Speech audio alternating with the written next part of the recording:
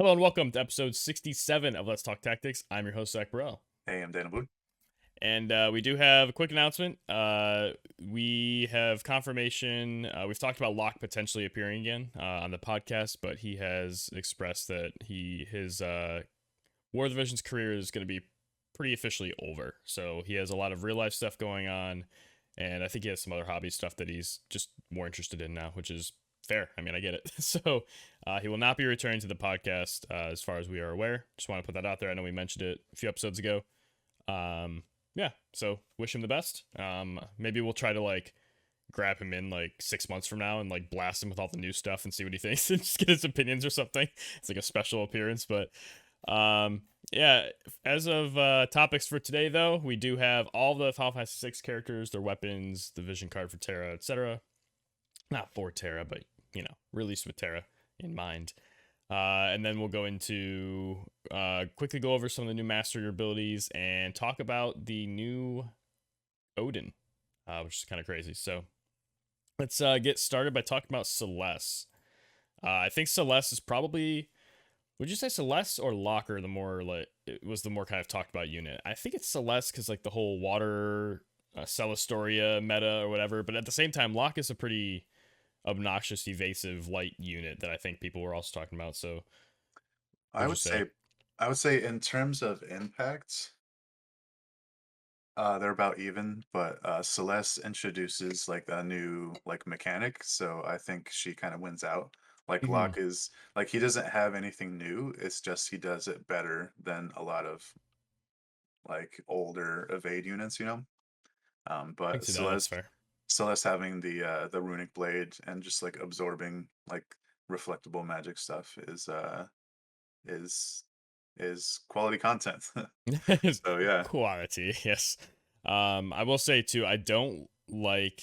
I've seen a lot of art of Celeste, but she's got to be one of my least favorite character models in the game. Like she's like super monotone in like two different colors, like the blue and the yellow. She looks very strange in game. Not as like ornate as other units. I think was a little disappointed with that, but that's a super minor thing. Me being super picky, but My have school you? colors. Did you kind of? Oh, is it really? Have you had any? Did you notice that at all? Like she kind of looks almost out of place at times, or are you fine with the way she Um, looks? I'm fine with how she looks. Yellow isn't my favorite color. But I guess I did not remember her looking like that. So Just like it looks like um, someone just just like, oh, okay.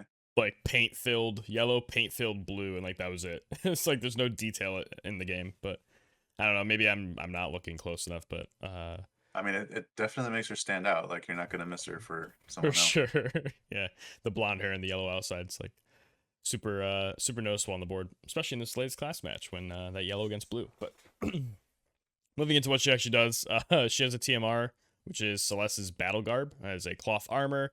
I can't see the stats here on what v Okay, so it's 418 HP, 12 spirit, 12 crit evade. Yeah, it's decent. We have very similar gear though. However, it does have an ability called Runes of Mind and Destruction, increases spirit by 15 for 3 turns, and nullifies Silence, Paralyze, and Berserk, which I assume is also for those same 3 turns. That is in a cross AoE centered on herself with 2 casts, 28 TP.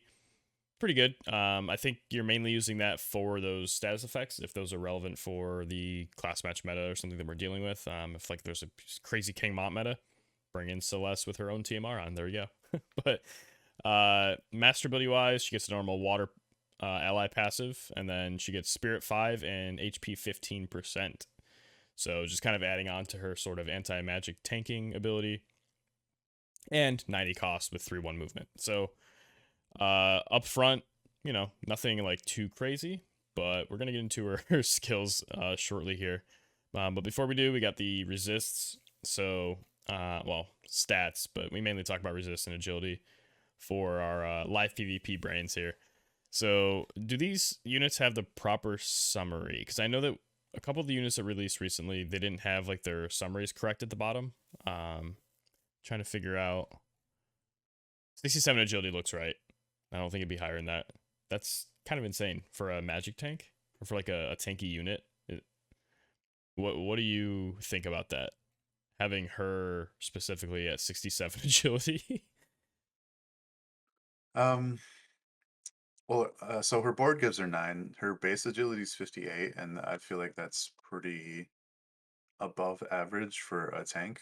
So the fact that she gets so much from her board, um, like it kind of like I still remember testing like pushing agility on different like units from fast to average to slow, and like somebody like Elda can still hit like 90 plus agility. So the fact that hers is higher than average, like uh, being able to push like over 100, I think is really it keeps her competitive.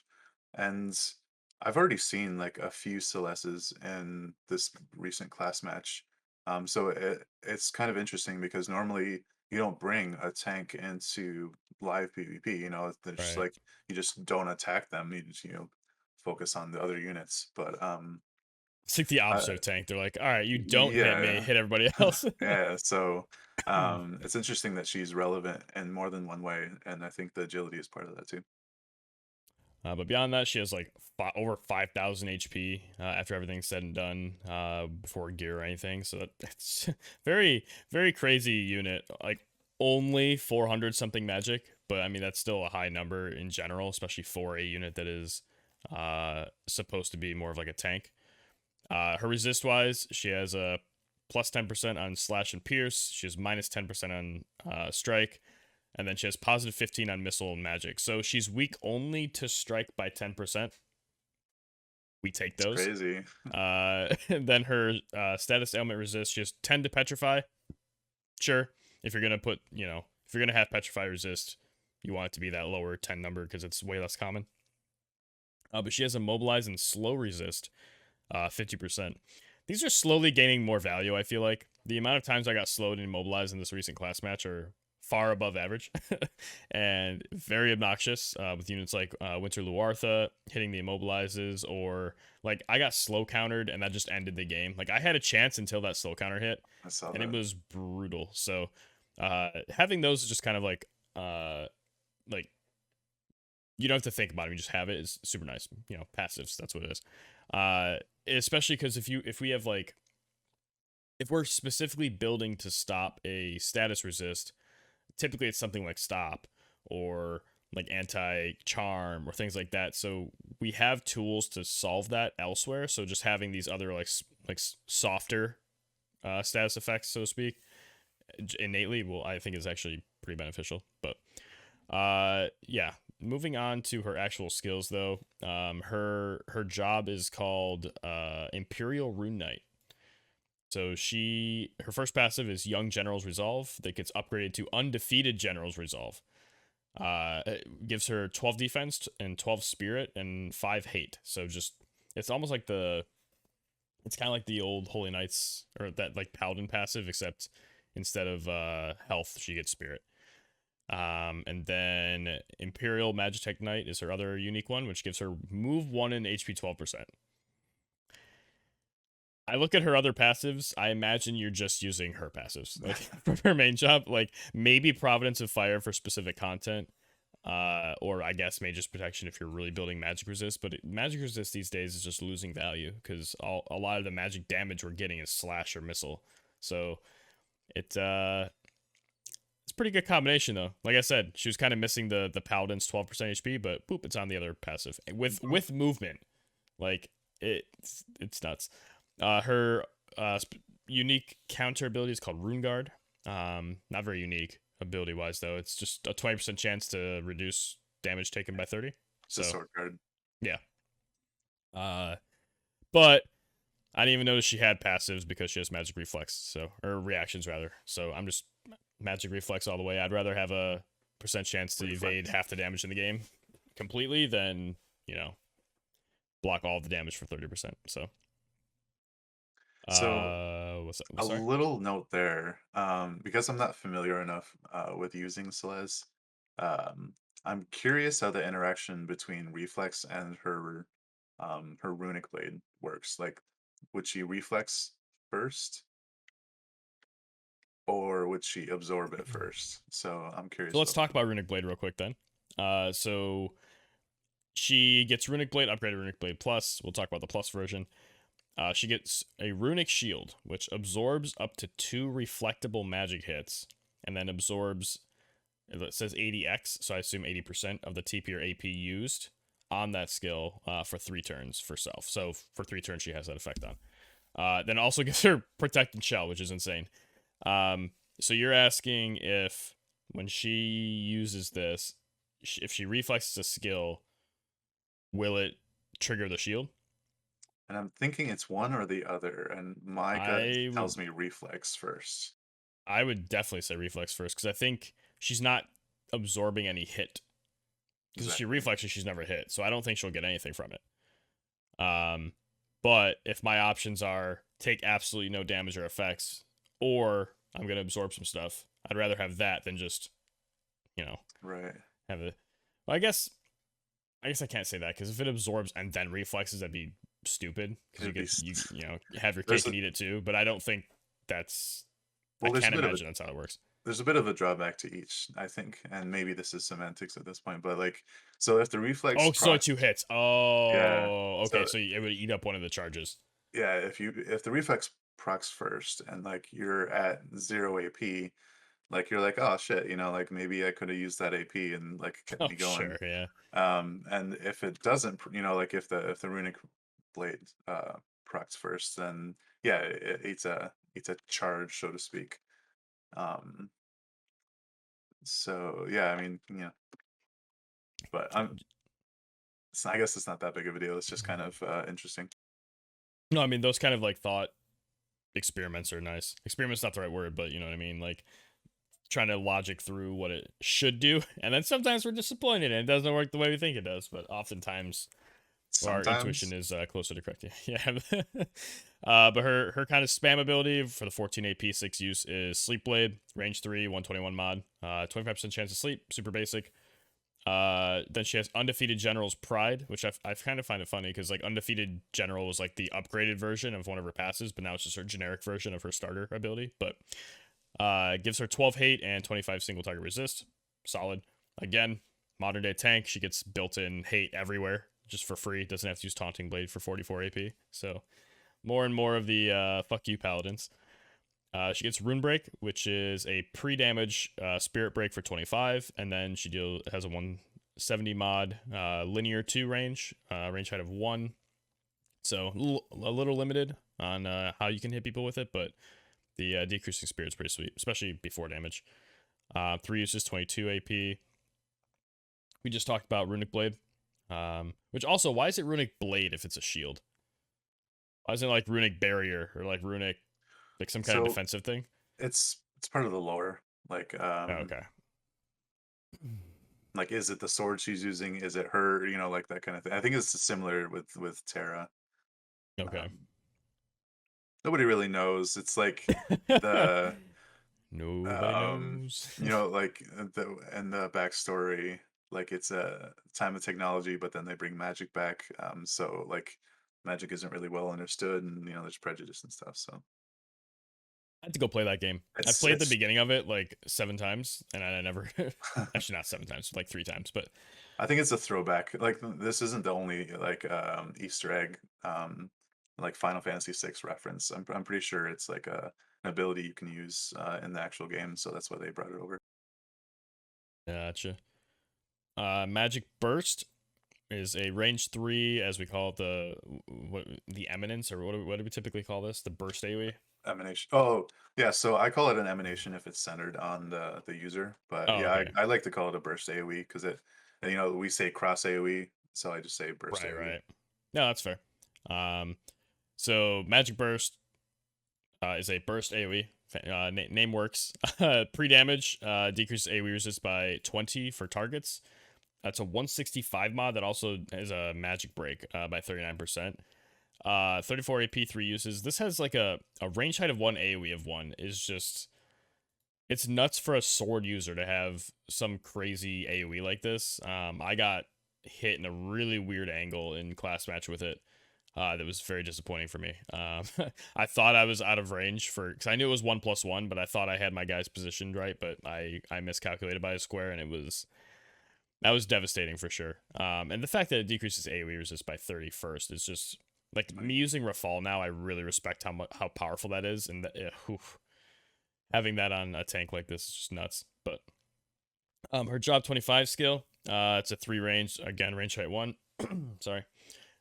She dispels all debuffs for self and then deals a 200 mod. So she's like, it's called Cleansing Blade. So she cleanses herself and then smacks you for a crazy high mod. Overall, this kit's pretty decent. Her range isn't amazing, except on that the AoE is really good. But she doesn't have like any like range 5 stuff yet. Then we'll get into her sub job here. Her main sub job, sorry. She gets Curata and Waterga. So we've seen these a million times. Curata, single target, medium heal, range 4, height 2. And Waterga is a range 4 with a little cross AoE for 185 mod. They're decent. However, I think I'm not going to skip the next sub job, but Spellblade, her the job level 12 skill she gets is Magic Barrier, so she has the 50% magic taken reduction for 3 turns. Does that stack with her Runic Blade?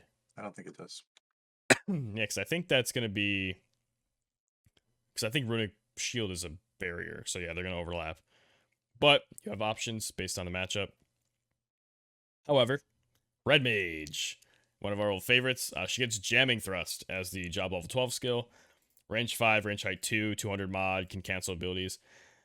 I think if you're going to look at most of her subjob, I'm going Red Mage most of the time because it gives me Asuna, which is super useful. Like Waterga is nice, but like you still can get Watera, but why not just Jamming Thrust typically? Especially because the cast time is potentially a problem on Waterga. She doesn't really have time. She doesn't have any built-in ways of reducing it, so it's going to be 5 ticks. With the way agility is these days and the way people play, you're very unlikely to hit that if you don't have any kind of reduction. So I think just Jamming Thrust is super valuable because of that. And she still gets Cura. It's not as big of a cure as Curata, but again, like I don't think she's necessarily there to be doing healing, especially cast time healing. So I really like the Red Mage on her. And then her limit burst, of course, 200 mod. And then after dealing damage, increases all attack resistance by 15 for self. So that should be like the slash, pierce, missile, strike, and magic attack resist. So it's pretty good. Only range height like 3. Sorry, not range height. Range height 3 would be nuts. Range 3 with a height of 1, AoE of 1. It's not the craziest range, but it's definitely a good skill to have access to. Thoughts overall on Celeste? So I think it's interesting that first of all, her LB, the fact that it increases all attacks resistance, it makes me think that that stacks with individual attack resistances. So like Definitely could. if she's on Spellblade and uses resist magic and then her LB, like I mean, she's not going to take magic damage. Um, so, like they could have very easily made it like multiple attack resistances, but they made it all attack resistance. So I think that's interesting. That definitely like beefs her up more than you might expect It's kind of from like normal LB. the all element one where it's got that like rainbow symbol, Yeah, probably. Yeah. exactly. I don't know that I'm as liable to use Red Mage as you are. I think because it depends on the situation that she's used in. She doesn't really have any other way to generate hate other than her passive, at the beginning Okay, of real every quick. battle. Preface this: if you're gonna talk about hate, are you talking about PVE? Well, I mean, like guild battles and arena, Okay, maybe. whenever I'm only talking live PvP. Yeah, yeah. Well, So so I don't care about those other even games. even in live PvP, like if the AI takes over and you're confused or something, um, maybe that has a consideration. So, Well, you have the but passive on for 5 hate though. yeah, So yeah. So I mean, like, yeah, and the whatever. undefeated general's pride to put it on So yourself. honestly, in live PvP, yeah, if you're using her, Red Mage, obviously, that's the like, Waterga can be reflected. It has a cast time. Like I guess you can use that as bait, but like, why would you just use like Asuna or like Kira or something Imagine instead? the meme. That's Yeah. bait. um, but Yeah, I think in a general sense, like with the jamming thrust range on auto, you'd probably want to keep the hate on her and but yeah, so live PvP, okay, red mage definitely. I feel like there was one other thing I was thinking about, and I can't find it. Yeah, that's pretty much it. Yeah, sorry. Yeah, all of my thoughts, all of my judgments are purely live PvP. Like obviously with guild battles, yeah, you might think about doing Spellblade so you can do damage and keep up the hate. So she doesn't have to use her other passives. She can focus on Runic Blade. You can like turn off the defeated pride if you want. Or yeah, I mean if you're in like a tower type content, yeah, you might want to use the Imperial Rune Knight because Curata is more useful and water goes better against dumb NPCs. But but But yeah, what we're for here live for. PvP, I'm jamming thrust. Like jamming thrust actually was, I think my opponent in class match. Oh yeah, we were supposed to talk about class match first and completely I forgot. figured, yeah, Um, I guess we could do class match after the three Final Fantasy yeah. 6 units I because didn't want to we'll interrupt talk more you about like you them. Yeah, started your role, yeah, so yeah. I I was like, we'll completely just wait. forgot. But yeah, I counted spaces into this whole thing, and I was like, oh wait, fuck, she's jamming thrust. I'm just dead. And she never did it. So I think they actually Whoa. were on the Imperial Rune Knights. I think Oh she casted no. water. I think they did water go. And I Oh was like, man. yes. And I That's mean, bad. I think I still lost that match potentially. Oh no, I won that one. I won that one. I got really lucky. My Rafal lived on like 2 HP, and I got to chain kill the Celeste and then chase down the Nice. Lara Croft with Arnea. But um, yeah, I mean, her kit reads really well, and from what I saw in class match, she definitely can resist damage well. So she has that sort of bruisery, tanky feel, even in live PvP, without the accounting for the whole hate thing. Um, Physical damage she's less good against, but I think you could definitely build her in a way to be kind of a balanced tank. You can have both Similar to anti-physical and uh, there's a lot of Charlotte. barriers available, resists available. You could really target the meta with her, I think. Yeah, Um, I've seen Very a powerful. really physically tanky Charlotte, and she kind of reminds me of her in the sense that like you don't really have to worry about taking magic damage, so like why not just focus on wearing like Brigandine and like Do I don't know, Demon Wall or something. you think you could do a team of like Charlotte, Celeste, and like Fryevia or something, Oh since they all have jeez. like respectable agility? Well, maybe not Fryevia with the agility side so much, but go in there with like protects and shells, and, like all these resists, and just chip away at your No, opponent constantly. you And then get actually that destroyed. works because if you go ice, lightning, water, you have advantage on the other three. So You get destroyed by evade though. Like there's no guaranteed hits okay, so you'd besides have to have a tank with guaranteed hit. Okay. yeah, like Who? June. Oh, Joom, yeah, just fucking never mind. Joom, Charlotte, Celeste, just like throw in the three Oh man. beefy ass units. Just deal with my 30,000 HP across the team opponent. Like, be nuts. But Celeste's sword, I guess, is the last sort of piece of her. It has three versions, but you're building magic, I assume, because the accuracy on the aim version is only 15, and assault is not really what this is built for. So, we're going the 142 magic, which isn't the craziest number we've seen. Um, I think this is a lot more about the passive. Passives are weird though. So at +5, we get the normal slash tech 15, but it also has a 3 turn from the start of the match 15% HP buff. The only situations I can imagine wanting this are really, really tight starting class matches where someone's trying to like burst you out on like the first turn or two. But at the same time, I feel like on those, a lot of times you're thinking about like charm resist and stuff too. So I'm not sure. Not sure if I would pick this over something like Lohengrin, just because I'd rather have more magic and slash attack. How do you feel about this? I feel like it's a hard pass unless you want to have a Celeste sword available. Like one, I would say build one max. Maybe like have the recipes available, especially since the event lasts for so long, and maybe you're farming metals. Like I just have a whole bunch of recipes for all of the weapons now. But yeah, I think it's kind of a trap, especially if like it doesn't pair well with the rune passive of 10% HP up. Like if it stacks, cool, but if it doesn't, like What passive? generally, the so for the TMR runes, Oh, TMR runes. Sure, sure, you can sure. have 10% HP up. So I'm curious, like because rune passives don't stack with equipment passives, which is why you don't want to get like evasion rate up on your rune passive if you're going to be wearing like Winter's Coat or something. Um, since it's only for 3 turns, I don't know how that interaction works yet because haven't had the chance to really play around with it. But I would suspect it doesn't stack, and so that just feels bad, man. So this is probably as much as I hate to admit it because I really like the lore behind all of these weapons. The Celeste sword is probably the least impactful of the three. Yeah, I mean, I don't really have too many thoughts about it beyond what I said. So, if that is it, just like to take it away on Terra. Yes. All right, where to start? So, She's I guess garbage. we'll Move start. on. No. Terrible. So I guess we'll start with her Terrible. TMR.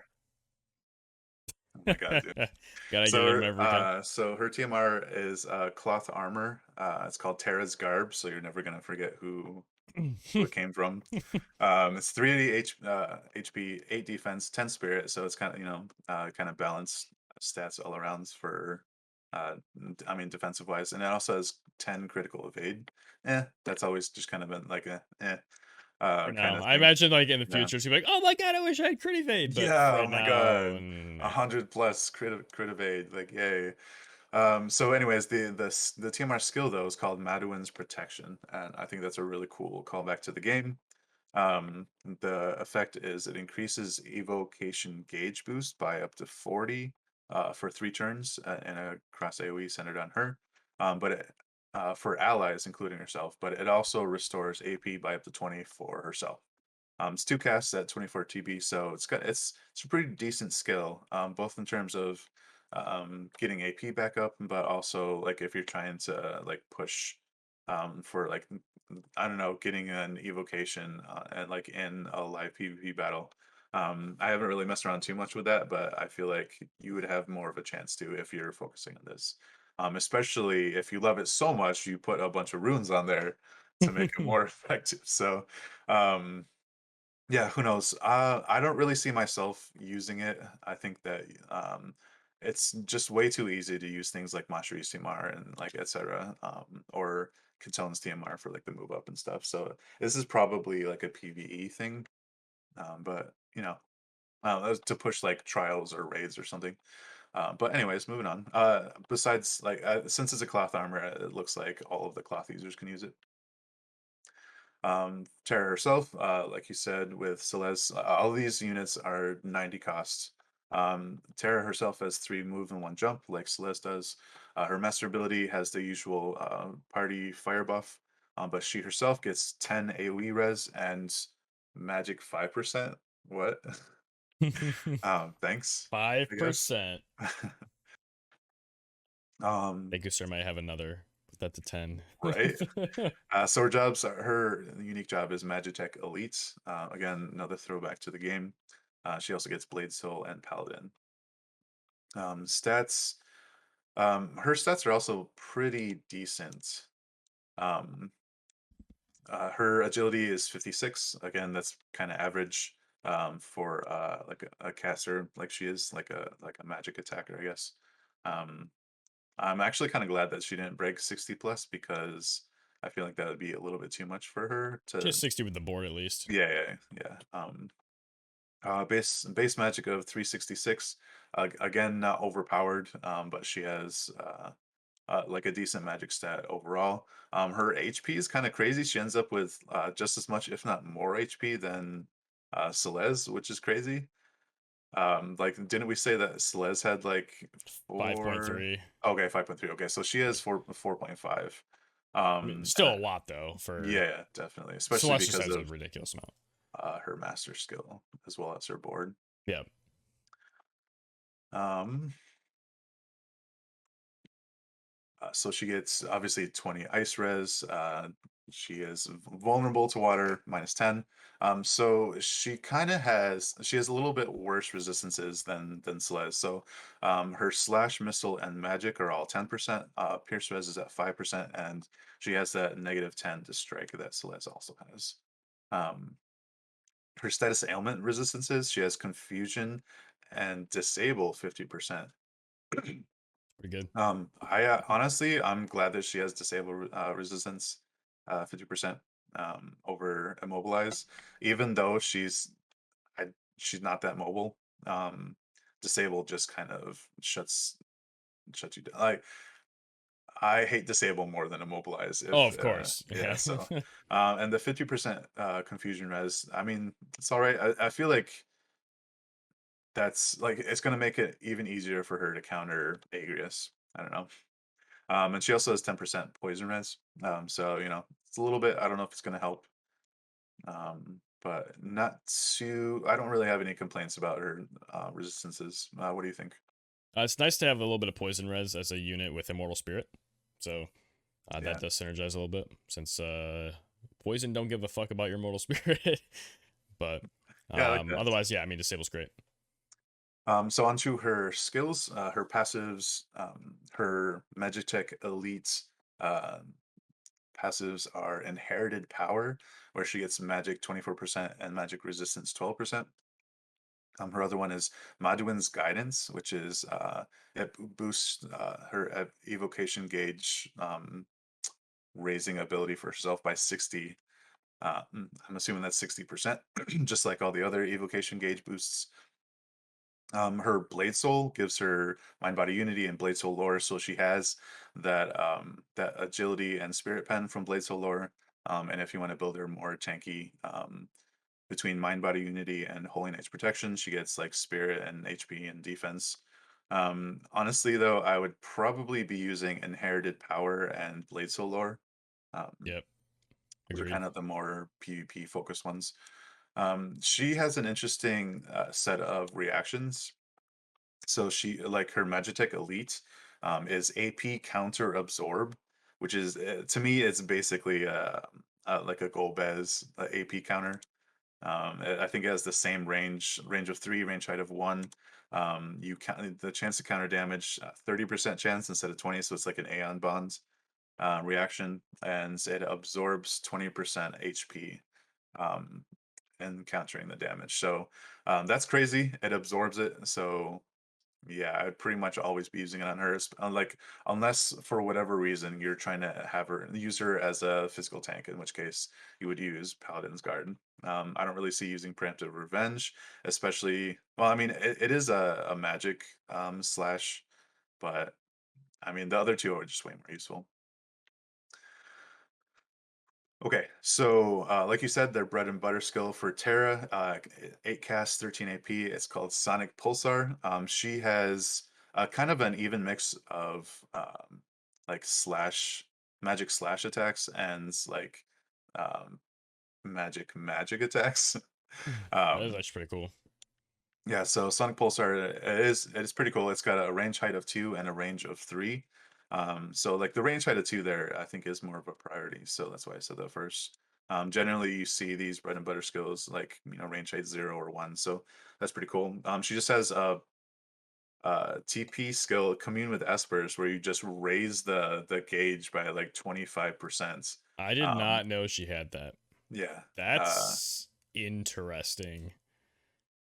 Ooh. It's all right, but it's almost kind of a trap just because of all the rest of the skills she has. Like you only have a limited number of turns to get your buffs in before like shit goes down, right? But if you So find a really cool build that utilizes an yeah, Esper, yeah, she could be the carrier. Like, oh especially with wow. gauge boost. So Interesting. moving on, she has Moraga Slash, which is kind of like a linear piercing attack. It's a range of 3 in a line, range height of 1, but it hits all 3 squares. So that's pretty cool. She has 3 casts of that. Increases Ice Killer before doing a 200 damage mod and 25% chance to inflict disable for 3 turns. That's That is, yeah, that's pretty crazy. I'm just glad it doesn't have a higher range. imagine if it's range height too. Just Yeah, like down up Yeah, walls. Like, crazy. Jesus. She has her next buff is called Magic Release. 32 TP, 3 casts, AoE, cross AoE centered on her. Increases slash attack by 40 for 3 turns for allies, and increases her own magic by 40%. So it's nice getting that steroid, especially because like you're probably going to be using a slash attack on her. Um, it gets upgraded to focused magic release, where it increases the slash attack and a magic, but she also gets increased slash resistance penetration by 40, as well as the magic buff on herself. At least she doesn't give the slash res pen to To her allies. everybody. Oh Yeah, my because god. like they could have just as easily been like, oh, she's giving slash attack up to everyone. Let's just give the penetration. So let's thank God it's not like that crazy. All right. Next up is her guaranteed hit. It's called Meltdown. It gets upgraded to Meltdown Plus. So it's 200 damage mod, guaranteed hits. It's got a crazy range. It's range of 3, but in across AoE. So it's up to 4. Range height of 1, AoE height of 1. Again, could be worse. She gets with the when it gets upgraded, she gets increased magic attack by 25 for 3 turns to herself, and the cast gets upgraded to 6, and the AP gets lowered. So it's basically 27 AP, 6 cast. You're never gonna run out in the PvP battle. And yeah, so the only drawback to Meltdown that I see is that it's reflectable. It's not a slash attack. How many people So actually have reflectable things though? Like nobody's like very few people I see use Carbuncle summon, or what? Celeste checks to see if it's reflectable, but doesn't yeah, actually reflect it. It's like, I don't know. Celeste is definitely like gonna counter Terra in terms of just being like a magic tank, Hmm. but And so element. yeah, exactly. So yeah, no help there. But her meltdown skill actually hits pretty hard. I know a couple of us fire aficionados were using her this last class match, and yeah, she can really do some work. I think her biggest drawback is her lack of mobility. She doesn't have like a like move up and jump up like ability, or so she's gonna have to use like a TMR, or maybe she gets help from her allies. Um, so in a class match map like this most recent one, she can get stuck on like she can get like transposed to like the shallow realm or something. Oh, And I could have done that too. I didn't even think yeah, about it. Oh, that'd been hilarious. but so uh her job 25 skill is called magic tech barrier, where it's basically physical damage barrier 50% for for 3 hits. So she gets 2 casts of those, and obviously it's 40 TP, so it's basically a saintly wall, but for her it's That- called magic tech barrier. um it's really cool that she gets that, because she doesn't get Saintly Wall in her Paladin sub job, but she does get Immortal Spirit. So having access to Saintly Wall and Immortal Spirit, like I think that's really useful in Pretty terms of taking good. physical damage. Um, so yeah, Paladin, Immortal Spirit, job 12. Blade Soul, job 12 is Bamboo Splitter. It's that crazy like 200 damage mod, restore CT by 25 on a critical hit, that Blade Souls get. I don't know how much she's going to be critting, but it's possible like if you're using her on a fire team, like you might have that fire crit up, and you might be able to get her to crit up to like maybe 50% or so. So it's not that bad of a job 12 skill, but honestly, let's be honest, you're going to be using Paladin sub job. Yeah, Her main sub job, Benchtech Elite, she gets Ray of Hope, which is really good actually, really it is good. really good. It's a cross AoE centered on her, AoE height of 1, which is nice. So like if you can set your team up on like steps, and she can still affect everyone. 3 casts, 30 TP, nullify, silence, confusion, charm, and disable for allies, um, for 3 turns. It doesn't say that, Yeah, yeah, very good. but charm, disable, I mean silence. uh, well, pretty much you don't want to get hit by any of these, so that's crazy. Other than that, she has Faraga, which is basically just like the Black Mage Faraga, just like Celeste got Watergo. It's still 185 mod, 3 cast, 30 AP. It's basically Moraga. Yeah, and then last but not least, her LB is called Crescent Riot Blade. Before she inflicts damage, she increases Spirit Pen by 40 for 3 turns for herself. It's magic slash damage, damage mod 200, basically a jamming thrust. 4 range, but in a cross AoE, so it can hit up to 5. Range height of 1, AoE height of 1, and it's only 49 AP. So the fact that she gets both Spirit Pen and Slash Res Pen with her X upgrade, um, it it's kind of reminiscent of Elena, how she has access to both, but she has to use Drain Evil, obviously. Um, I like that she has access to both Slash Res and Spirit Pen. Yeah, funny Other than story that, about your this thoughts? LB. In class match, I calculated out like spacing and everything and what her height limitations were, and I was like, all right, so she can't walk across this top part, like the little like those 3 distance walkways. I'm like, she can't hit me from up there. I'm safe here. Next turn I'll be able to retaliate. Blah blah. She just walked down the steps, and I didn't realize how long her LB range was. And then she just double killed my units. It's like, all right, well It's a learning experience. we're done here. I completely forgot she could just not go over the walkway and just go behind it. And Oh man, she had 1 extra range than I thought she did. And yep, boom, goodbye Curry and Rafal.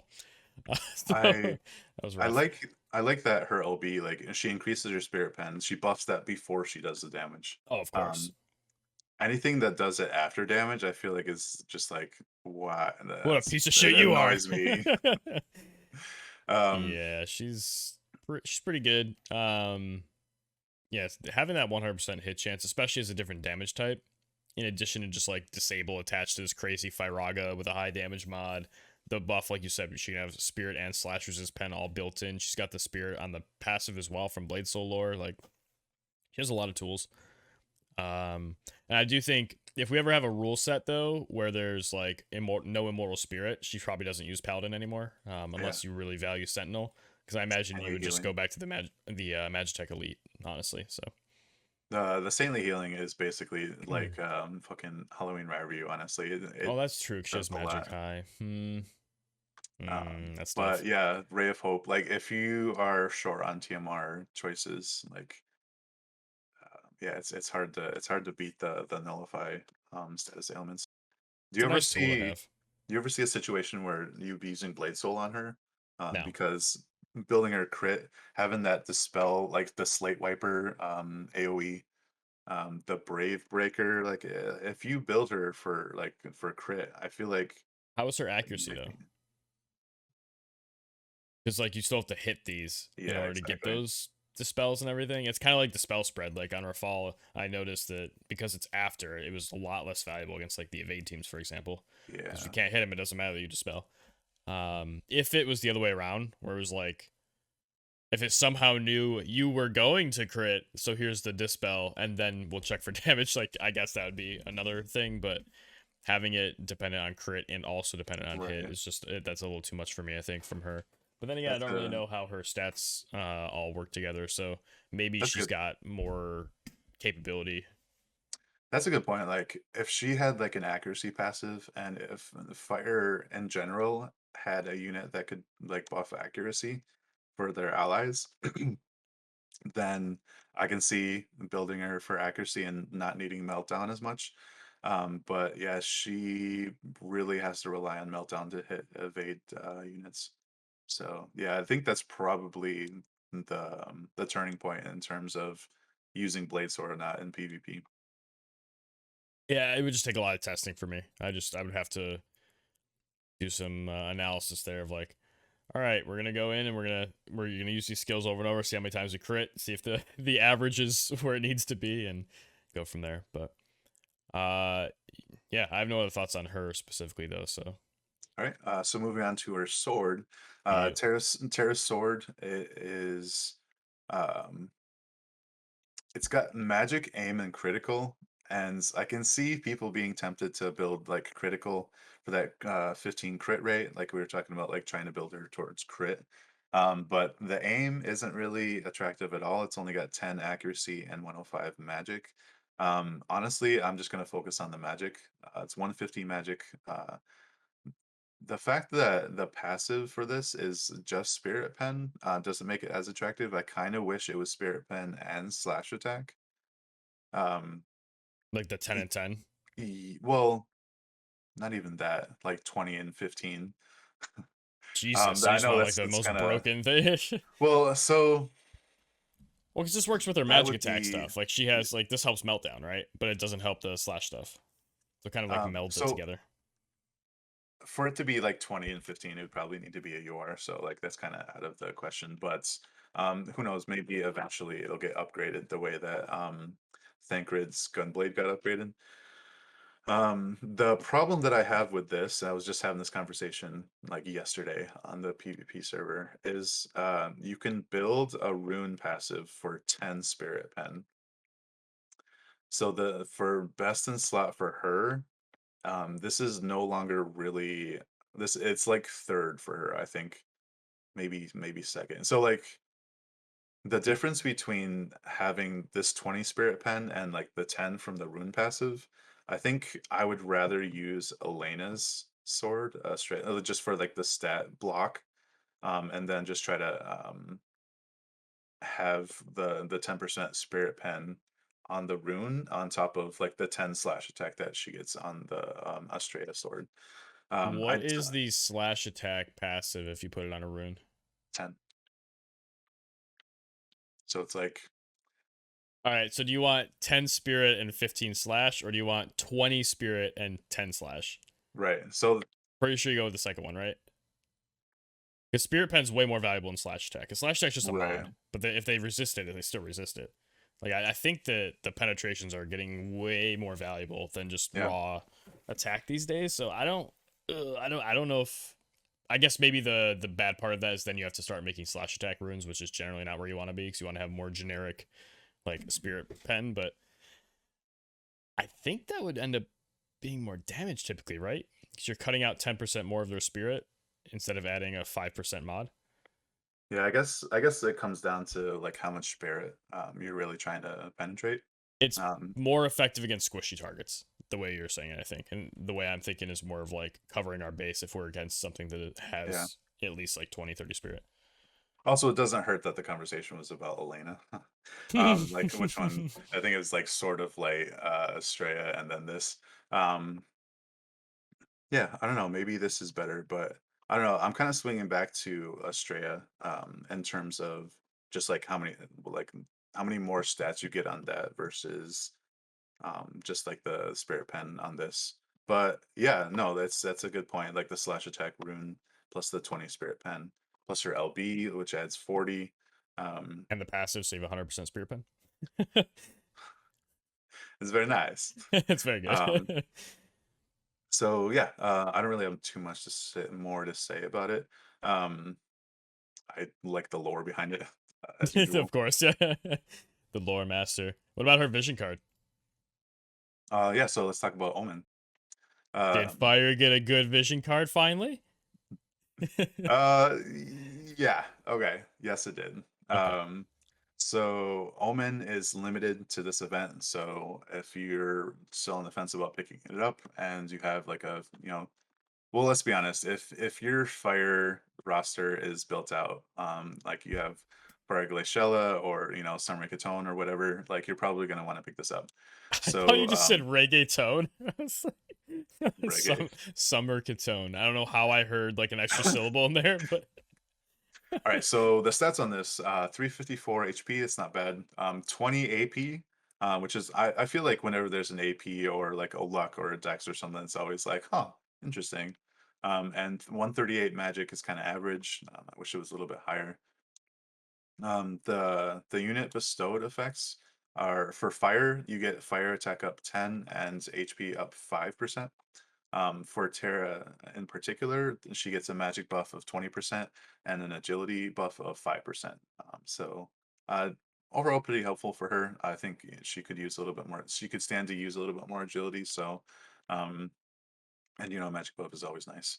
So she gets fire attack up, HP, agility, and magic. Like, what else can you really ask for? right, right. Just a really good bestowed card for her. The party effects for it are human killer 25. That's basically as high as you can get for like a human killer for magic attacks, and the hybrid spirit of 8 instead of like I don't know 15. It's also missile res 20 for your fire party. So this is basically the missile res card for fire. The your The second one, right? Or uh wait, or am I thinking? I always mix death up that machine. the Mobius card from the beginning of the Okay, game is actually a wind card, right? I always mixed it up. it's I think so. I Okay, just I never think about it anymore just but it's because a I just despair and never use truth. it. Oh, that just is a straight up missile, and then it got the party of because it has rain Yeah. on it. So I'm always like, it's a fire card. It's a fire It's card. actually It's not not a fire rain. card. That's not rain. No, that's the character from Who Mobius. is that? I have no fucking clue, man. Oh. I do. Okay, I can't think of his name, but I do know who that is from. I think from the I TCG. I like used to know or something, but yeah, I never Shit. played Mobius, and the Oh, first I heard okay. about it was like it was discontinued before War of the I Visions, was like like, big got to it red or sword, something. rain. That was just my Yeah, brain. yeah. I mean, it's perfect. I mean, it's totally rational to think that. I honestly thought that at first too. Um, yes, it's nice to have the missile reds, but I wish that it was on a different card because it doesn't really pair well with the human killer magic Oh, attacks. it's Wall. Okay. His name is just Wall. It's not even Warrior of Light. It's just Wall. Okay, WOL. I must not have known. That's weird. Um, the whole missile res and human killer magic attacks, like I would really like to see this on a party effect that you would use more often than it basically means you have to use a fire magic unit to really get any benefit at all from the human killer magic attacks. Whereas missile res is probably like way more useful of a party effect than uh, human killer magic tech. What are your thoughts? I think it's overall a really solid card. And yeah, if someone has a if someone enjoys using full fire teams, you just build this. Like, there's not really a question. Like, Yeah, yeah, okay. The question is, do you have Visu or blah blah? I'm saying, assuming you have the ability to pull anything, you pull this right. card. So, Especially since it's the 2K paid, guaranteed. oh, Grab it it. has one of those. Yeah. Ooh. Hmm. Hmm. Mish might like it. No, I don't know if I can. I don't know if I can Oh justify right man. now with how poor my Odin pulls went that we'll talk about. But Oh jeez. yeah. Rip. But All right. So you want me to jump into Locke, or do you want to take it over? yeah, hop in luck. Hop into Locke indeed. All right. So we started with the TMR, so I'm just gonna do that. It's called Adventurer's Bandana, and holy shit, man, this TMR. It's kind of the highlight of the whole banner. Not, I mean, in terms of TMR. Um, Way better than the other two. This is actually something you're probably going to see used a lot, and honestly, it's already been used a lot. But let's start with the stats. So it's got 292 HP, which is kind of meh. 5 defense, 5 spirit, again, kind of meh. Evade 15, though, that's actually kind of significant. It reminds me of like Elda's TMR, like where it only had 15 evade. But again, that's an accessory. This is a hat, so only units that can use hat armor can use it, which is still quite a few. There's like Yeah, four and it's a most half like cloth rows. users. Yeah. Yeah. But the reason why it's such an exciting TMR is its TMR skill. It's called Treasure Hunter's Fortune.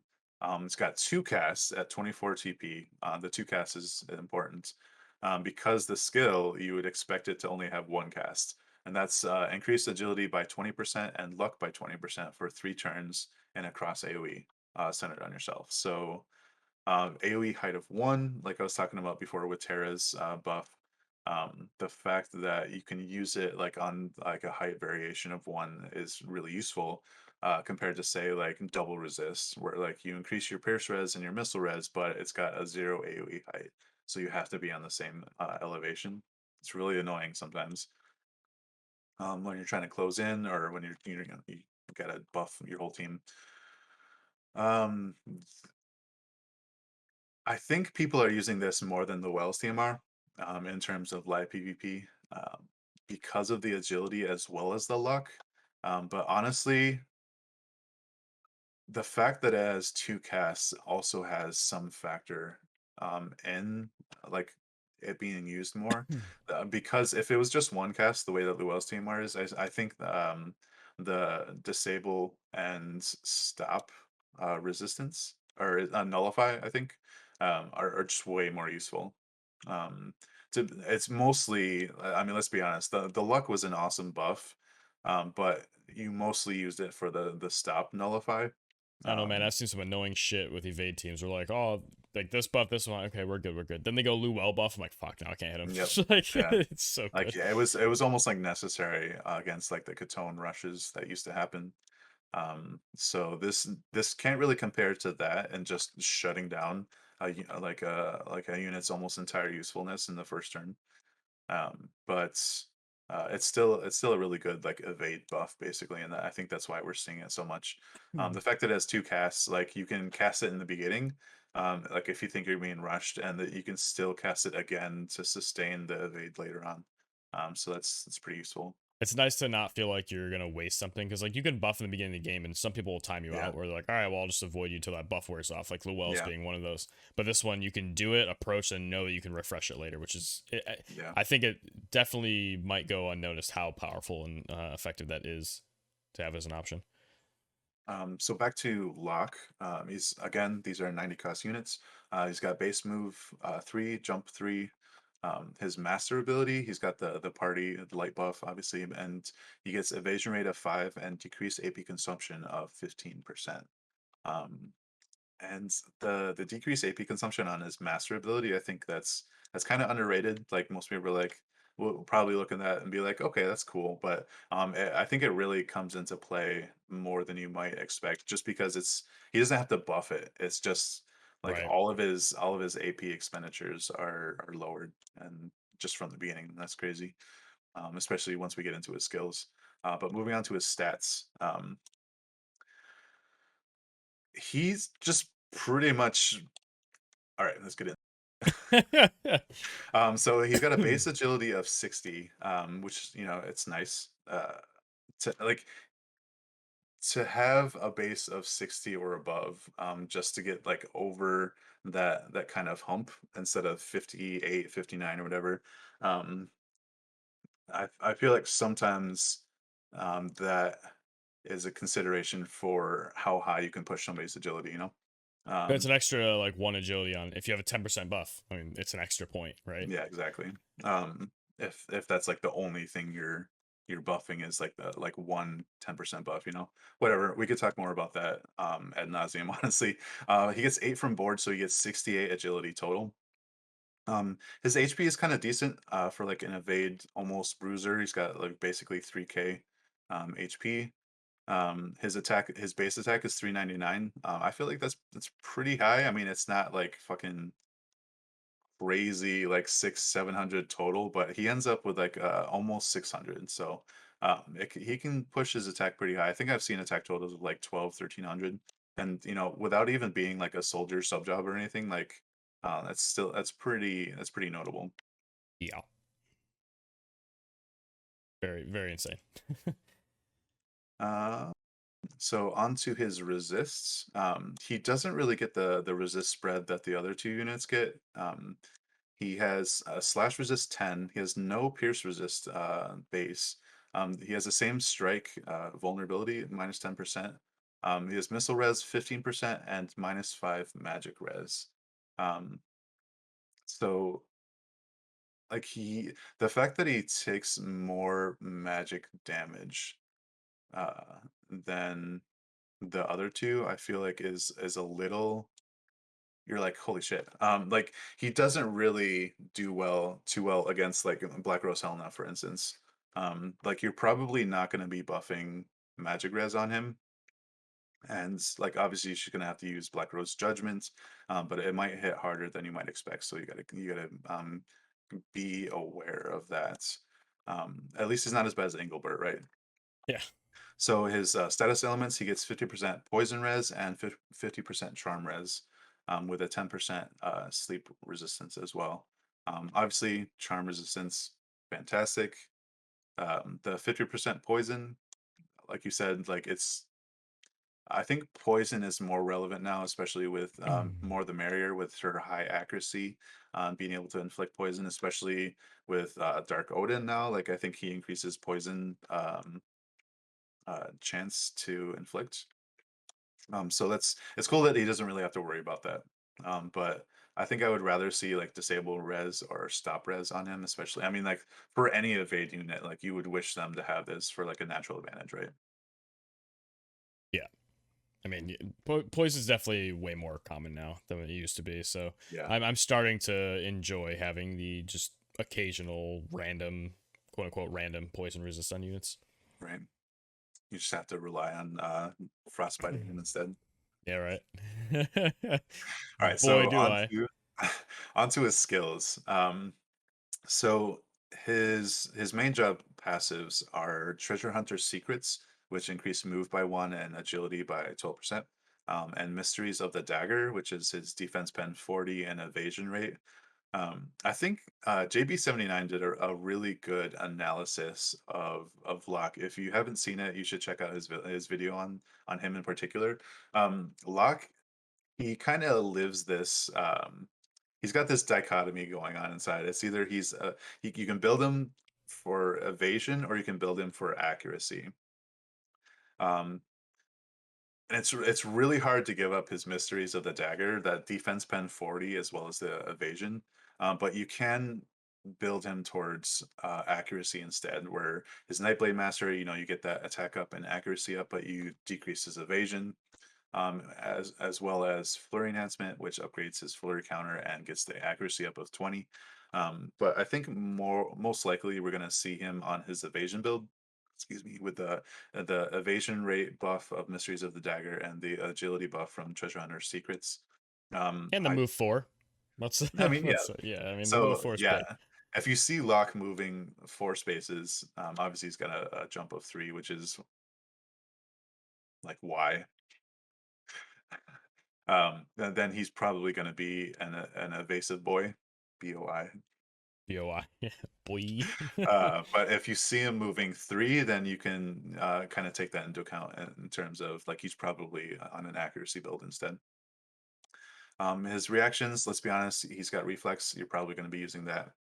Um, Even if you're using his flurry enhancement passive, like you're probably gonna be using reflex over flurry counter, even with the 50% chance to counter with a 2-hit, strike attack. It's you just fucking using reflex. It's pretty much all there is to say. So moving on to his main job skills, I really like a lot of these skills. Like the names in particular, like Moonring Blade gets upgraded to a Rising Sun, and those are both like weapons that are specific to Locke in the game. Um, Almost like he's not the only one that can use them, but he's one of like only like a few that can use these the throwing weapons and or like I think in other games then they pop up and they're like daggers or something. But I think in particular, I think they're more throwing weapons than daggers. But anyways, the skill itself, we're just gonna refer to Rising Sun because that's the upgrade. He gets the X upgrade. It breaks physical barriers before damage, so even if it misses, the physical barrier is still broken. It's a 165 mod and attack break 43% for 3 turns. It's got decent range, range of 3, range height of 1, 6 casts, 14 AP. Again, bread and butter skill. The fact that it gets upgraded so that he has a low cost physical barrier break, that's really useful, honestly. Like you're not going to suffer too much from breaking it. Yeah, and having like a So 165 on that as well for 14 yeah, AP. It's like yeah. medium damage barrier break that also attack breaks. Like, I mean, what else do you want on a 6 use 14 AP skill? Like, Right. it's It's crazy. basically like an upgraded stun blade. Stun blade is range 3, range height of 1. It's 6 casts, 14 AP. It's literally the same cost. Um, but stun blade's only 121 mod. This is a like we said 165 mod. So yeah, just an overall really good like bread and butter skill. The other one he starts with is camouflage combat, which is his evasion buff, but it also increases his attack by 40%. Evasion buff of 25%, by the way. So it's not a Shadowcast. Shadowcast is 42, I believe. I think Illusion is 25. So this is only for himself. But the attack buff, I guess, obviously he has an evasion buff, so you're gonna use it. It could be worse, guys. It could be like an upgraded fucking Shadowcast. So let's be thankful for that. It does have two casts though. It's 22 TP is not as high as other like TP skills, obviously. So let's just be thankful he's not getting more AP from it. His next skill at Job 7 is AP Hunt. It gets upgraded to AP Hunt Plus. So we're just going to focus on that. Um, it's got a range of 3 and a cross AoE, so range height of 4 basically. Range of 4. Range height of 1, AoE height of 1. Forecast 27 AP. Obviously, all of these AP totals are before the decreased AP consumption. This is kind of one of his most well-known skills, I think, because not only is it a 165 mod, not only is it an across AoE range of 3, but it decreases AP of targets hit in that cross AoE by 15, and it restores 15 to himself. So this is like incredibly effective if you can get it like hit more than one of your opponent's units. Just the fact that you can drain like that much from both of them, like the more hits of this that you get off, uh, I mean, the AP drain speaks for itself. I'm sure we're all familiar with the Nightblade like AP drain. Um, I just there spilled my drink is over here. People just saw me grab the tissue, or whatever. the one consideration I have for this skill is that it's not affected by man killer bonuses and stuff like that. You know how we've seen Mana Strike and AP Drain from these other classes. This has specific amounts that drains. Mhm. So it's only that much that gets drained. It's not a You're not percentage damaging the modifier. AP. It's just like an effect of the other Exactly. ones are AP damage. Like it's like that's what the Or mod is. absorb. Or Yeah. absorb, yeah. For the X buff So though, it's pretty mild to be honest. Like it's 1 extra use and only 5 extra AP restore. Like it's a pretty AP on it's not the plus. craziest upgrade. Yeah. Yeah, I agree. But But very good skill. yeah, that 5 more AP for yourself. I guess it helps the sustain of just being able to use it multiple times. Well, the 27 AP is already reduced by 15 from his master ability, right? So Yeah, he's got that. Then he yeah, it's has super.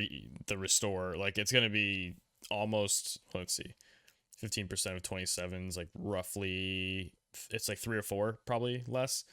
Then you're getting 15 back. So yeah, I mean it's not free, but Yeah, it's cheap. It's super it's cheap. super cheap. Yeah. Super cheap. All right, so next skill, Dispel Dagger. This is basically like a dispel spread or whatever. Fuck this skill. Except for it's not an AoE. It's only got a range height of 3 with a range height of 2. It's single target, but it dispels all Range of buffs. 3, range height of 2, Yeah, and yeah. range height for both. Oh, whoops. Yeah, it's all good. Um, but it dispels all buffs. It dispels haste for target and before it does damage. So even if it misses, it's still going to apply that dispel effect. And it's got a 200 damage mod. So like he all of his skills are just like more damage than you might expect. Like he's really dishing out Skill's so damage. stupid. Yeah, Range height of 2. Like, yeah, okay, it's only range 3. But range height yeah, of 2 with a 200 mod that dispels before it hits, like, yeah, what the fuck? It actually is like a mini jamming thrust, based on like Miranda's upgrade. She got the dispel on it. Like yeah, it. Oh my god, it's such a ridiculous skill. Man, it's around the same AP too. It's at 26.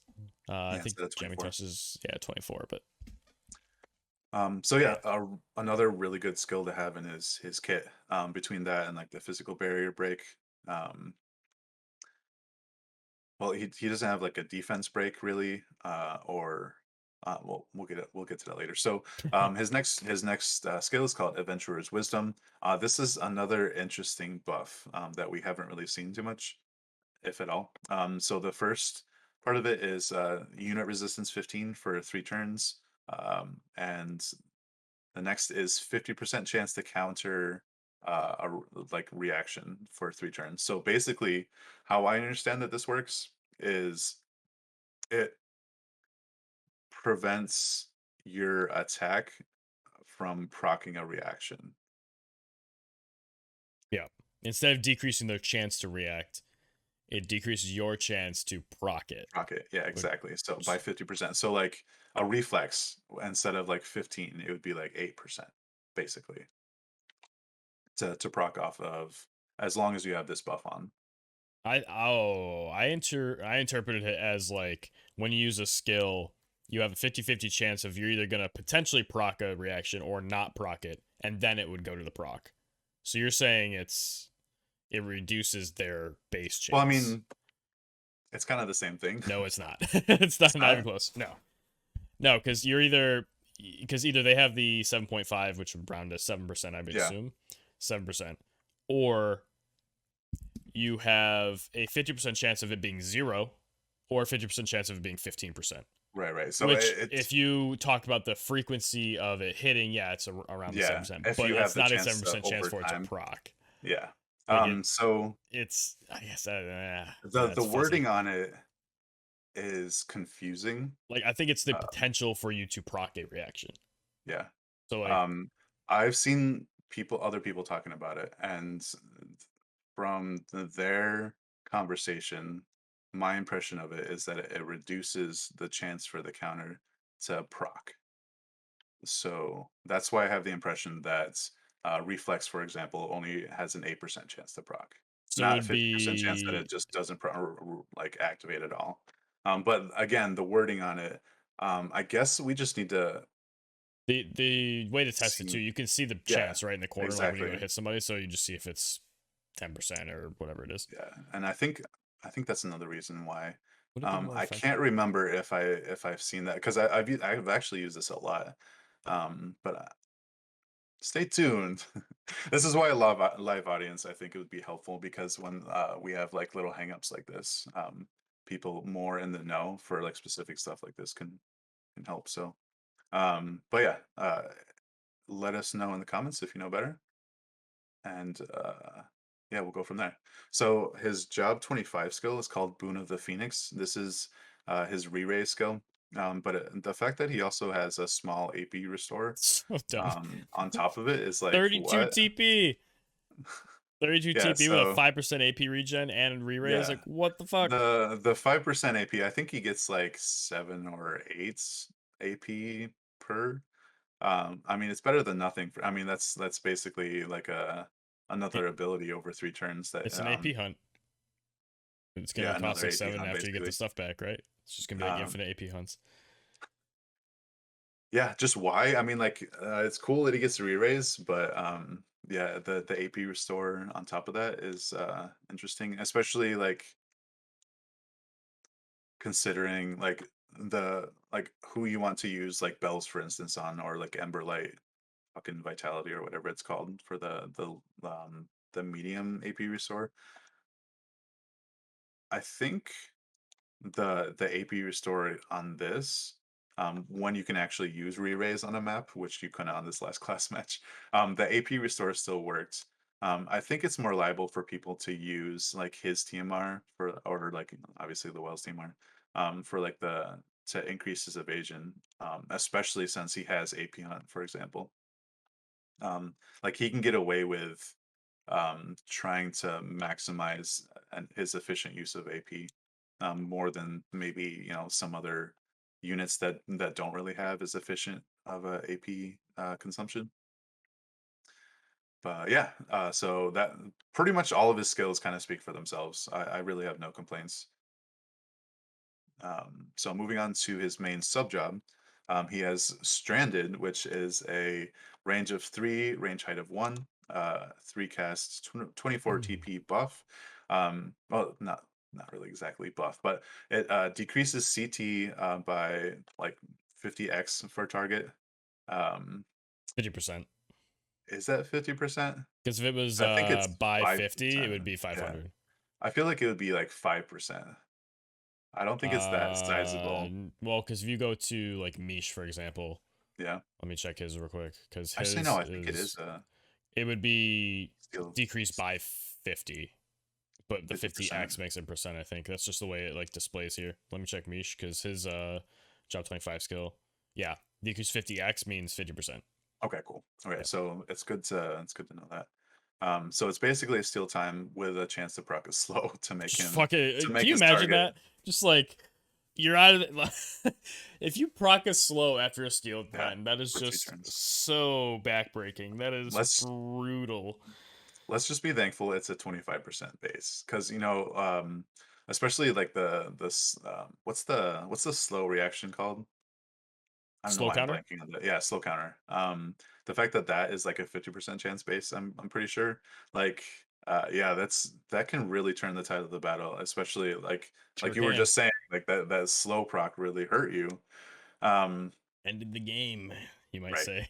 Um, when there are CT manipulation effects allowed on a map, yeah, obviously, w- w- we have yet to see how useful the skill is, basically. Yeah. His other main sub-job skill is called Confuse Edge. It's basically a 165 mod, base chance, 25% chance to confuse for 3 turns. It's got a really weird range though. It's a range of 2, but like not even a cross AoE, just like one of Makes a those T. horizontal. Yeah. Yeah, horizontal 3, but you can like It's choose the like distance, so it's it's weird. like Rune Knight Stern. Um Oh his yeah, it's like anti-light fucking move. Cataclysm? No, yeah, catastrophe? No. catastrophe, I think is what it's It's one of called. those. Yeah. But range of 2, range height 1, AoE height 1. 3 cast, 24 AP. I don't really think this is going to get used too much, but if you have a unit that's like, I don't know, for some reason like vulnerable to confuse, I think it might be useful, but yeah, that's kind of niche. Um, his job 12 skill for Pugilist is Wicked Pummel, which, as we've seen, like kind of hurts a lot, especially for units that are vulnerable to strike, but especially because it has a 25 human killer mod. Um, but the normal damage mod is 170, so I mean that jumps it up to a little bit over 200. But let's be honest, you're probably not going to use Pugilist. His other, like his more popular sub job is Nightblade, which I expect most people to be using him on, just because he has all the other. He's got double resist, he's got stun blade, he's got AP drain, and job level 12 for Nightblade he gets drain rush. So he pretty much he covers all the bases for Nightblade that you would expect to try to cover. Drain Rush has that 170 damage mod and absorb 30% of the damage done. It's got that 3 hits, so it's useful for chaining. And it's only 22 AP, and that's going to get reduced even more by his master ability. Yeah, for sure. And last but not least, his limit burst is called Sky Mirage Dive. Sky Mirage Dive. Um, it's kind of a mouthful. Sky Mirage Dive. So before the damage gets its roll or whatever, it's decreased slash res by 38% for 3 turns and reduced counter chance by up to 100% for 3 turns on the target. So even if it misses, slash res goes down, chance to reflex goes down. Let's be honest. Damage mod of Chance to 200% reflex though. goes. Yeah. Um, so damage mod 200%, light slash. It's only 43 AP. So I believe that's the same cost as Katone's LB. So it goes down even further because of his master ability, and it's got a range of 4 and a range height of 1. So What if all his um, AP costs were like post AP reduction because it's built into his master ability and we're just talking about these numbers? right. Like, no, I don't think that's the case, but very, very solid. Yeah. Yeah, crazy unit. I'm very curious to see how people utilize Stranded once we have a map where you can manipulate Right. CT more. Can you But imagine a map that has increased slow chance to inflict? stupid. Right. The other thing I was gonna say is there's a little bit of a non-bow here where like if he had a moral spirit, that poison resist would be even more effective, kind of like we were talking about earlier with Yeah. Terra. But Thank God he doesn't the fact that he has uh the re-raise. re-raise, thank you. I'm said like AP raise. I don't know what the fuck. I'm reading like the Because skill. it's both. Yeah. The AP re-raise, whatever. The poison, you'll die to poison, revive, and then not have poison anymore. So a little bit of a non-bow there, non-combo, but very minor thing. The rest of his kit is just insane. What have been your experiences against Locke so far? He's real dodgy, and I had a Dodgy 0% boy. chance. I had a 0% chance to hit him if I wasn't using a sure hit, so that was cool. The Wells TMR So plus cool. all the other buffs were, were pretty effective, you might say. So, um, real quick, want to touch on his dagger, that we can finish up the class match conversation. Yeah, sounds all right. So Locke's dagger is, in my opinion, the most impactful of the three weapons. Um, but that's only because there's not a lot of daggers out there. So the fact that dagger users have a defense pen weapon now uh, is really useful. Venera, um, Locke, obviously. I'm blanking on other recent dagger units. Rafal. Yes, I don't use Rafal, so. How But anyway, dare you? so out there. So the three types are assault, aim, and critical. Assault has the 170 attack. I think that wins out over critical of 136 with the 15 crit rate. But again, people sometimes prefer that those seeing those flashy crits at the expense of having a lower attack. I don't really think the aim is really, as usual, like the aim isn't really in consideration. It's only got 12 accuracy and it's 119 attack. So I would recommend assault just for the overall like 3 to 4% advantage over crit. Um, and like Locke isn't really the unit, the type of unit that is built around critting or like to get his skills to work or whatever, like Blade Souls. So I would just go just flat assault. And yeah, so the passive at +5 is defense pen 20. And again, like the whole like spirit pen and defense pen, um, there's a case to be made for using like fucking Vistral's TMR for like the 15 Dark Eater and then just putting on like defense pen 20 and like slash attack That is Dark Eater. 10. Did I say 20? Defense pen 10 and like slash attack 10. Like you can Oh, it does have really, Dark Killer. yeah, you can really make a case for him not using like a TMR skill and just like really beefing up like a TMR dagger or something. But this is no slouch either. So given the option between like a dodge main gouge or like an assault lock dagger or like an assault fucking mage masher, um, really it depends on like the rest of your gear. So it's nice to have this as an option in my opinion. So the interesting thing, Locke, Dagger, and Mage Masher have the exact same stat spreads in terms of like they Yeah. all have HP, attack, magic, accuracy, crit rate, and then the three versions Salt, Aim, Critical. Mage Masher beats Locke, Dagger in every single number. So Okay. every number is higher in the same spots. So like if you want an Aim Mage Masher, it's 19 accuracy instead of 12. And That's not if you bad. go across, they're all higher for all versions. Right. So the trade off there is that you get the defense Defense pen. pen, which Yeah. is often effectively more damage. If people have at least like 10 to 20 defense, you're gonna get more damage out of the defense pen than the slash attack. But that's not the actual math. I'm just saying that's the thought behind it. I'm sure the breakpoints are different. So it's if you want like pure damage, Mage Master 100%. Like if you're against squishy targets or you're in PvE and you're trying to like maximize your damage, probably Mage Master is going to be your best bet for the highest damage. But see in PvP, because people do build enough defense, Lock Dagger might just be better because it has defense pen instead, and the numbers, while all lower across every board, are not drastically lower. So like Lock Dagger, it's 170 versus 186. You're losing 16 attack to get 20 defense pen over 15 slash. That's probably usually going to be better. Yeah. Like I Uh, said, you're yeah, you're just gonna have to kind of like play it by ear and like it's like Plat Bow versus Killer Bow. Like you yeah, decide, like, exactly. do I want to be What just the units am highest I damage possible, or is it going to be, I want to have a hedge against tanks. right? Like, am I gonna be running into Engelbert and Warrior Flight, or like a Joom or these other like high defense units, or am I gonna be mostly fighting Jade and Elena's, with like not really notable defenses? So yeah, play by ear. I think it's good to have this one as an option. Yeah.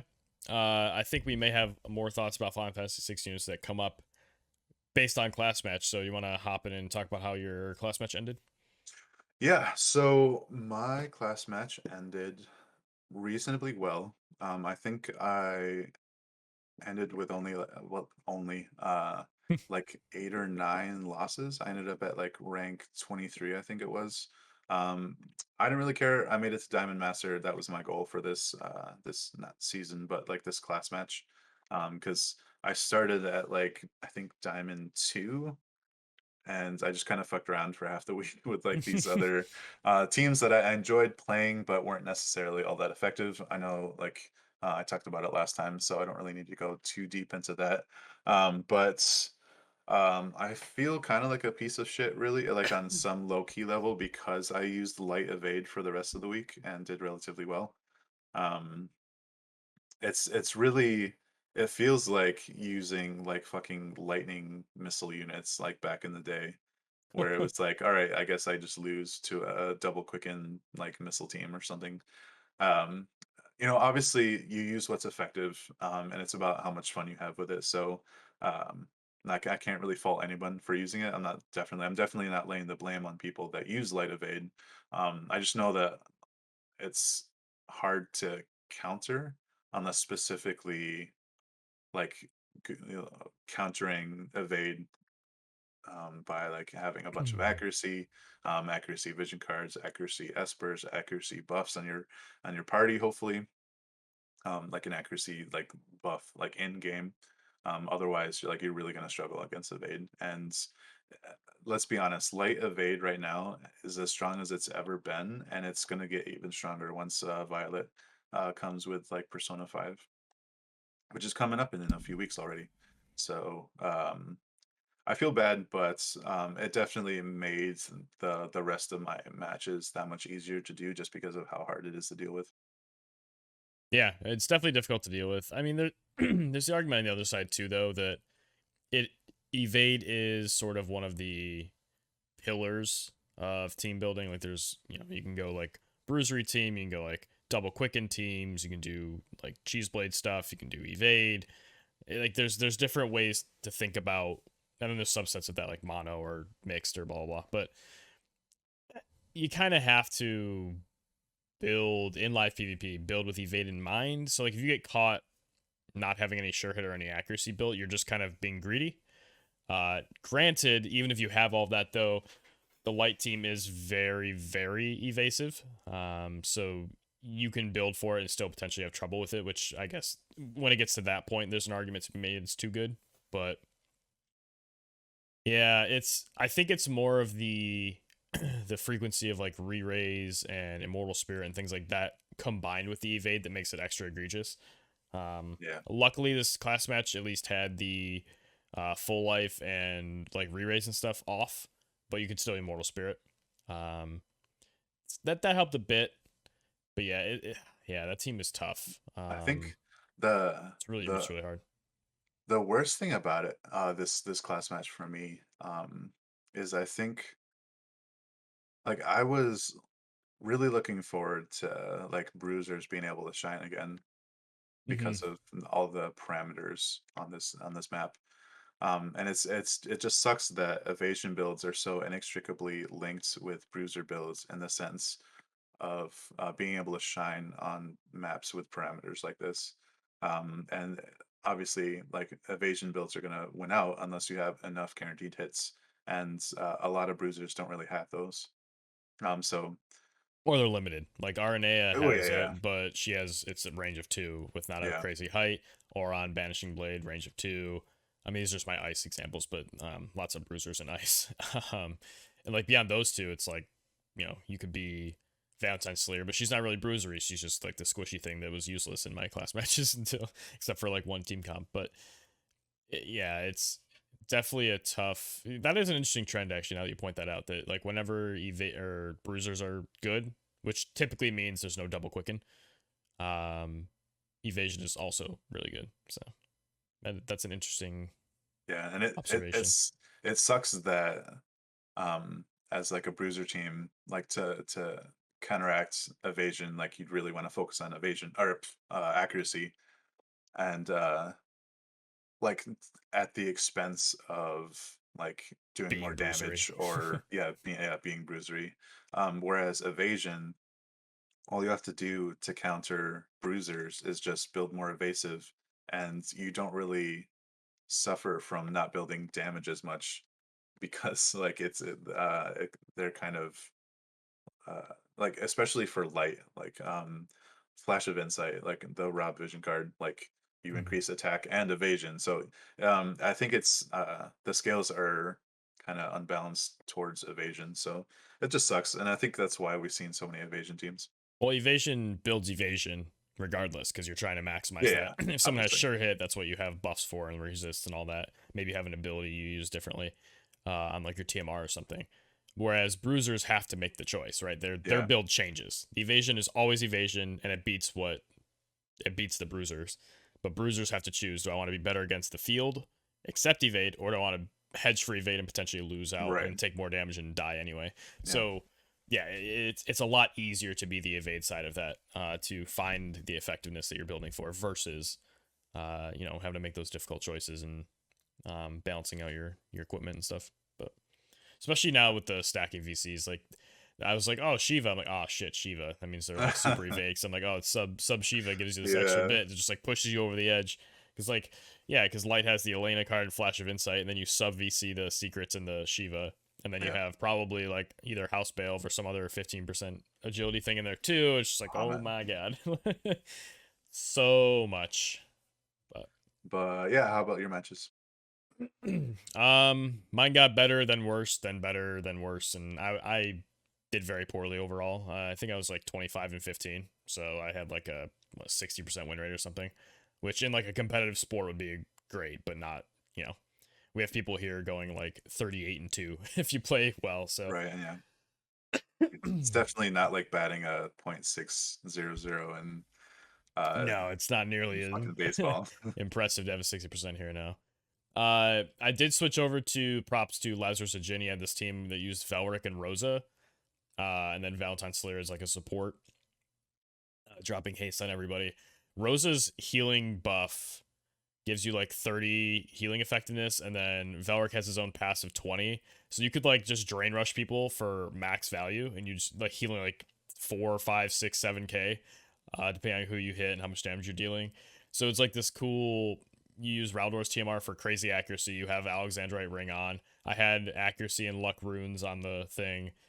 And then the sets anyway. I don't have all this stuff built yet, but the set bonuses were there. And then the move one, and then Valentine Solier has Winter Victora TMR to give him jump. So you have this funny combo of like they're assuming he can't go anywhere, and then he just walks over everything and just drain rushes somebody out of the game. And then Rosa, if they're not dead, Rosa just comes over and plinks them with a sure hit arrow.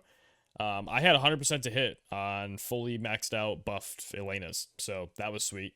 Talk about a counter to the light thing we were just talking about. If you stack enough accuracy, it works out.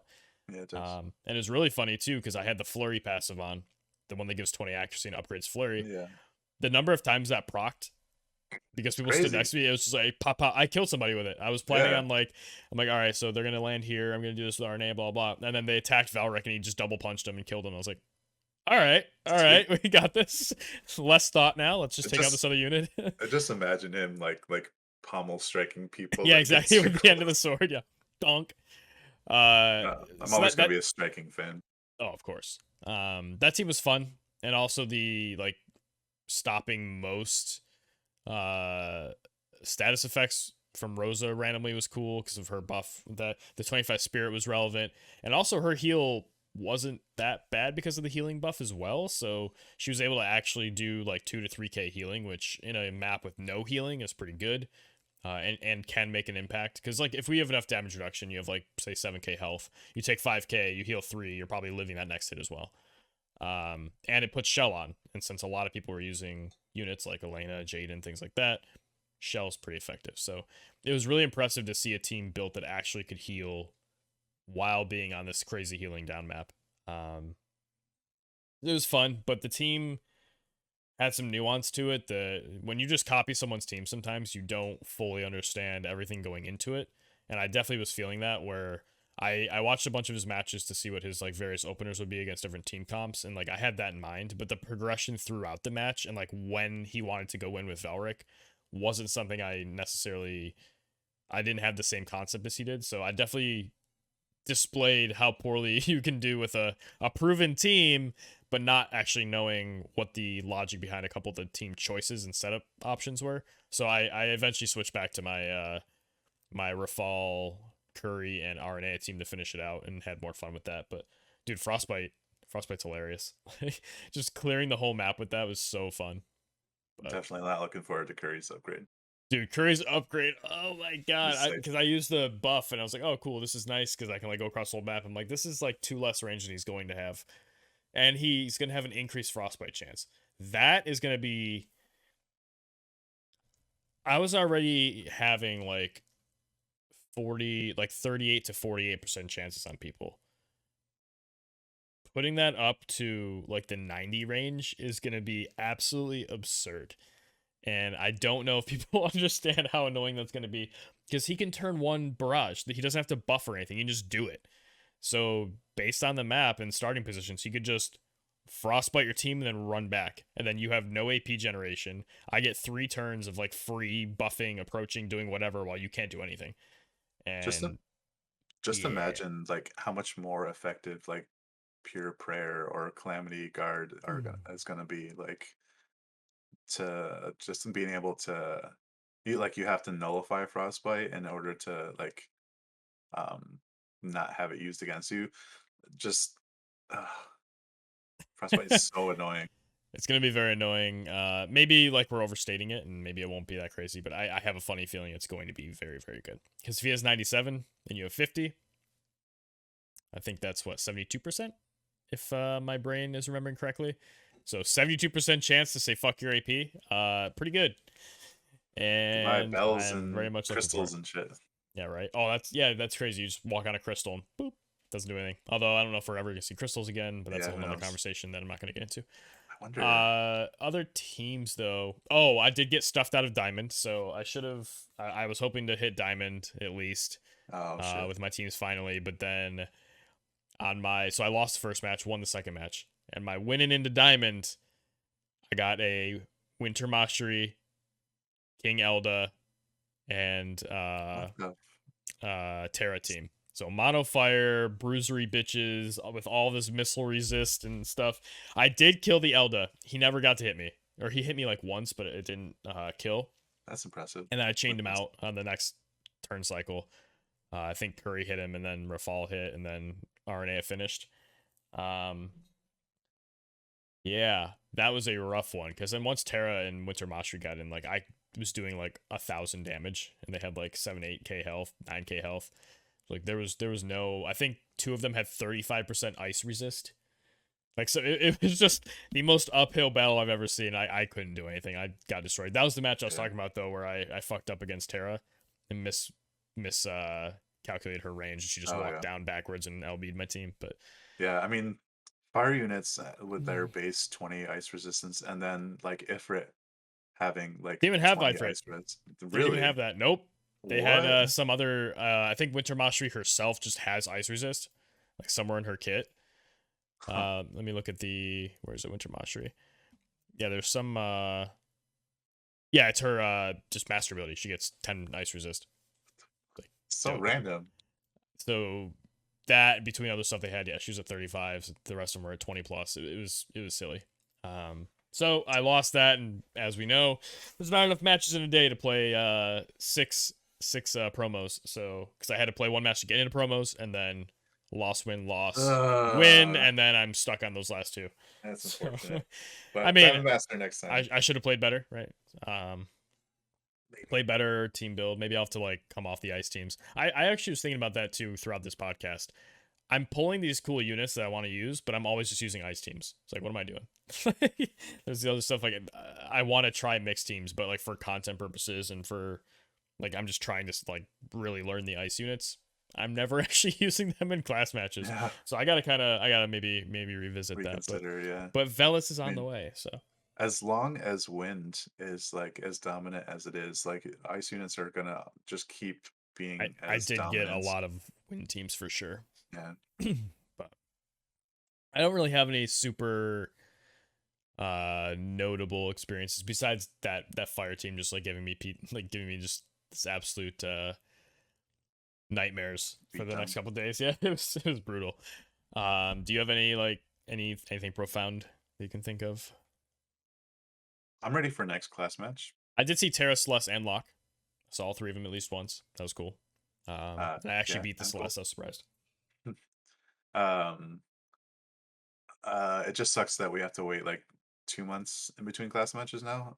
If my understanding is correct from what other people have said, like quick picks are going to be every other month and class matches is going to be every other month. I think that's crappy, but is what it is. We got to get used to it. Have them at the same time. They're two different crowds, but you know, Yeah. whatever.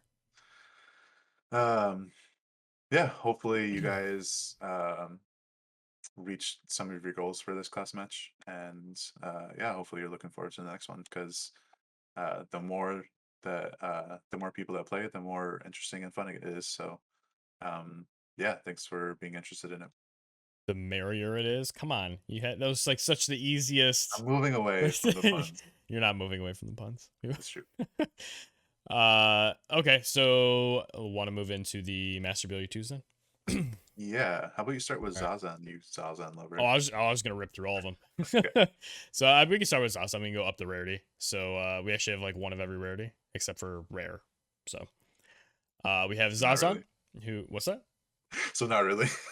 It's. I mean, Zazan's weird. He's the only N rarity, so he Yeah. throws it off. It's Yeah. basically if we lump in N's and R's together, then we have one of each. But I mean, so as we've started to realize, if you are a unit below MR rarity, you don't get to get the party buffs, which kind of sucks. He maintains his Dex 15, move 1, jump 2, and he just gets an extra 20 human killer. So his kit and his EX and stuff is like very human killer focused. He has a buff that does it. One of his skills has it built in, so he's just very good against killing humans. So it's more of what he's already doing. Nothing crazy though, like just a 20 mod. Like it's cool because it's across all of his stuff, assuming you're not hitting like 2B or 9S. Or I think he borrows a demon, but yeah. he borrows already lightning anyway, so it's 9S. So nothing really to talk about here. It's nothing crazy.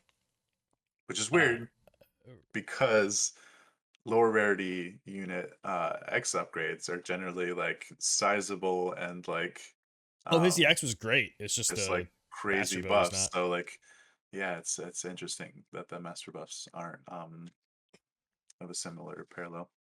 So Balo was the other one. He has luck 30% and agility 10, just as he did before, but he now has an additional 10 defense and spirit. I would have liked to see either his dexterity or either add on to his dexterity, because that's a big theme of his. He has crazy high accuracy, crazy high dex. Or bump that luck even higher. Like just something to give him more of that, like to buff that build. But I think the developers still see him as like this low rarity, like tanky units, Yeah. like bruisery. But his most effective build is evade, and it's hilarious. Yeah, Or give him like some maybe like increase agility by a flat amount or something, just to help out somewhere. But again, nothing super notable here. Doesn't really make him too much better. 10 defense, 10 spirit on a unit that's got the resistances he has. You're not gonna see much of a difference. He used to just have some 20% attack and 15 evade. Now he gets the lightning party buff for the HP, and then instead of having the lightning attack, he gets paralyzed resistance 25 for lightning allies. Paralyzed isn't at the top of my desired resistances, but it is a nice one to not have to worry about. Especially because, like, I feel like I'd rather be stunned than paralyzed, even though it's, like, strictly better to be paralyzed, because, well, I guess not strictly better, but stun lasts for 1 turn, and you know it's gonna, like, proc. But paralyzed is for like 3 turns with your emotions, and it might not. And it's like, yeah, exactly. It fucks. You have 20% chance of being happy, so you're like, come on, and then it never happens, and you're just pissed. Disappointed as fuck. It's like it's a mental game to play against paralyzed versus stun. You're like, I accept it. I'm stunned, or whatever, or like I'm disabled. But paralyzed is just so tilting, dude. Like I paralyzed one of my opponents in class match. All 3 of them procced. Which, by the way, I my last match I was gonna lose, is actually against that fire team. I used the paralyzed trap or whatever on Rafal because I needed to use TP because I had no AP left, and I procced both of them. So I like Oh, nice. paralyze, run, and then she came off paralyzed, and I was just the other one couldn't catch me because I was like running around or whatever, and I had more Yeah, movement, and then the other one was in the middle trying to go into paralyze. yeah. Did it Like again, I said, paralyze, stalled out, Tara's lost the game. But Tara's mobility, it definitely holds her back.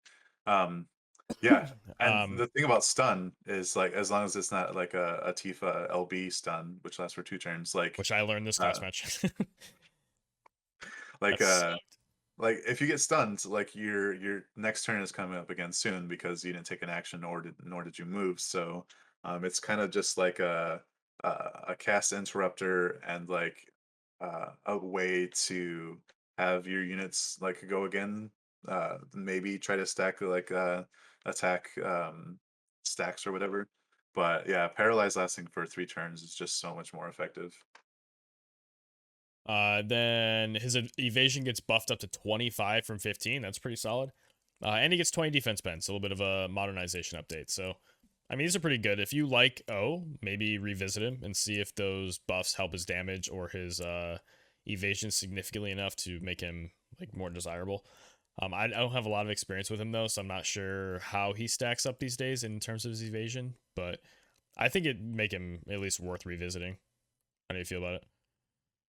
Um, I am a fan of using lower rarity units. So I mean, I was just about the joke when you were talking about the party effects. Like, imagine having a party of like just MR units that have been beefed to to max, and just having a bunch of status like Yeah, status I mean ailment it's true. resist. Yeah, get like Uh, 25s across the board. but Or you could do like with my ice units, I could have Rosa with like 2 MR units that cover the ones that she doesn't cover and just be immune to all statuses. right, but I expect him to still be squishy and like more than likely you're gonna want to continue to try to build him of 80 because that's his defense basically. hmm Um, I expect that his damage is going to go up, but really what it comes down to is being able to take a hit or not take a hit, and too many guaranteed hits. So yeah, I don't know. He's got pretty good agility though, 64. Yeah, It's impressive for an MR. Moving on to Medina though, so she's got some interesting stuff. Her master ability was just the 30% magic, so it was just like having a like one of those passives on. However, that gets buffed to 40%, and then she's got the ice party stuff, so 10% HP, 15 ice attack, an additional 20% magic resist for herself on top of her base 25. She just has like 45 chilling there now. Uh, chilling. and then her Cosmo Plume gets upgraded. So Yeah, now have you seen it? it has one additional range. So it's range 4, and it's an additional range height. So you can Yeah, cast it on range height 2, and it still maintains the AoE of 1. That's a pretty sweet upgrade for what she does. And she does have Shikuchi on her passive, so she has the move 4, jump 2, with now a range 4, height 2 Cosmo Plume. She'll just plume from wherever now. Like it feels like it completely unlocks some of her limitations from before, and I think that's really cool. Um, does this make her super viable? I don't know, because I mean, having the ice party buff is significant. I'd be curious to see how high her magic is now, also with that 40% on top of everything else. I have her at 120. I just haven't even looked at her stats or anything. I don't even know if her stuff's upgraded, but um, gotta get that ice mastery. But yeah, I'd be curious to see how effective she is now. I think that's a lot of good. Um, what do you think? She's still black mage, which is a problem. yeah. It's interesting. Like with that upgrade, she's only like one range off of Halloween Little Leela. um the meta magic like Aroga upgrade where she has like range of 5 and then +2, and then Mm-hmm. Shikuchi like um so that obviously that's like a 3 cast skill for Leela, but and this is Medina's like LB, but it's interesting that she can be competitive against like these arithmeticians with those buffs. Yeah, and having the like I said, the ice party upgrade makes it more attractive to use these older units. Um, that was always a realistic consideration. It was like, do I want to use this older unit that doesn't have these and lose out on that bonus, or do I want to use a newer unit who's potentially very similar, but I also get to buff everybody just for having them in the group? I think the main thing with her is you'd have to find a way to affect her cast times a bit so she's not so slow, because post Cosmo Plume you need to be able to hit people. It is nice though that Cosmo Plume is one of the ones that it has a 38 imperil before the hit, so even if she misses, it's still pretty good. But if you're on like Ninja Subjob, you do get access to the Decider of Fate, which is really nice. So maybe that's something you can look at. And she has Poison Mist, so she could be a really crazy Quicken unit actually. Kind of Quicken like target. Right. Honestly, yeah, I'm like mildly curious about it, but not like I'm not like, oh my god, this is broken. But it's pretty good. I think it definitely helps her a lot. That 45 base magic resistance is just like, what? Yeah, and then but then you're What? negative 20 to all the other ones. Yeah, it's also like what? But like Fenrir for an extra 20, that's like 65, and then like it's not even Probably have talking a about magic resist buff or something.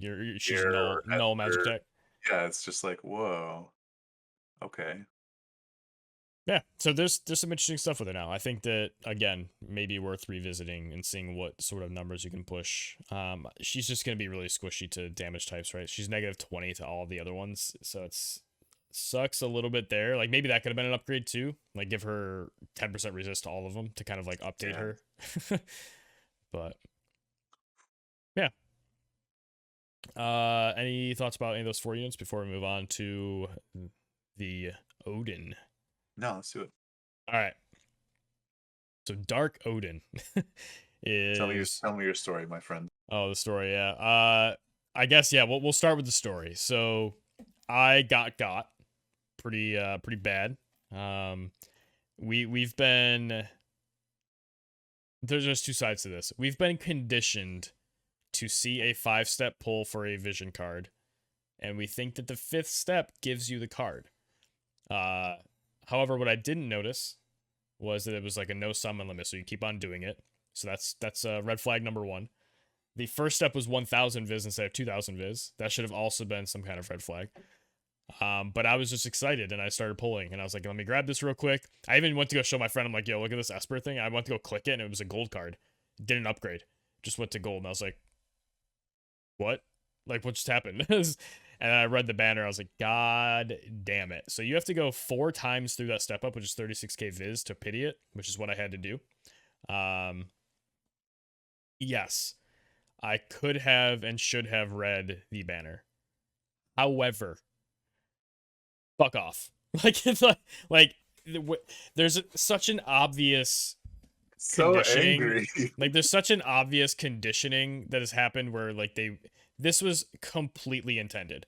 There's no chance that they just put this out and there's no like major, like, yes, there's no you can read and see it. But if you know you want the thing and you're just like, all right, I want this, go to the step up, and you just all you care about is 5-step, I'm gonna pull for the vision card. Yes, I should have read it. Do you remember if Bahamut technically they're not in the wrong, but they're fucking assholes? What? Do you remember if Bahamut was the same way? Correct, it was. Except I don't think it had a pity. I think that one was just like straight up. You just keep going until you get it. I also don't think Bahamut had a discount. I think it was 2k across all of it. But yeah, a little salty. But I mean, was I going to pull for it regardless? Yeah, but at the same time, I don't know if I would have gone as hard. Like, okay, you can argue like I should have stopped after the. If I was that unhappy, I should have stopped after the 9k and just been like cut my losses and save my viz. Didn't do that. So yeah, I don't know. It just left a bad feeling. And like I know people who. I don't even know if I should. Even a Square Enix employee I know kind of thought it was shitty. So let's just like they were like, yeah, pretty obvious what was trying to go on here. Not cool. And yeah, anyway, so obnoxious. But it's a sweet card, so let's talk about the card. 438 HP. Yeah, 438 HP, 30 AP, 160 attack is higher end, but not, it's close to average. 8 spirit and 3 agility. So It's AP, crazy. agility, decently high HP, and a fair attack rating. The 4 spirit's also nice, but I'm looking a lot more at those AP and agility values. Yeah, pretty good. Then it does Odin things for 2 elements. So this is our first hybrid VC where it specifies elements, but more than one element. And then we're not counting the bullshit where it's like a fire card that like, oh, by the way, Zazan gets a bonus. So that's not dual element.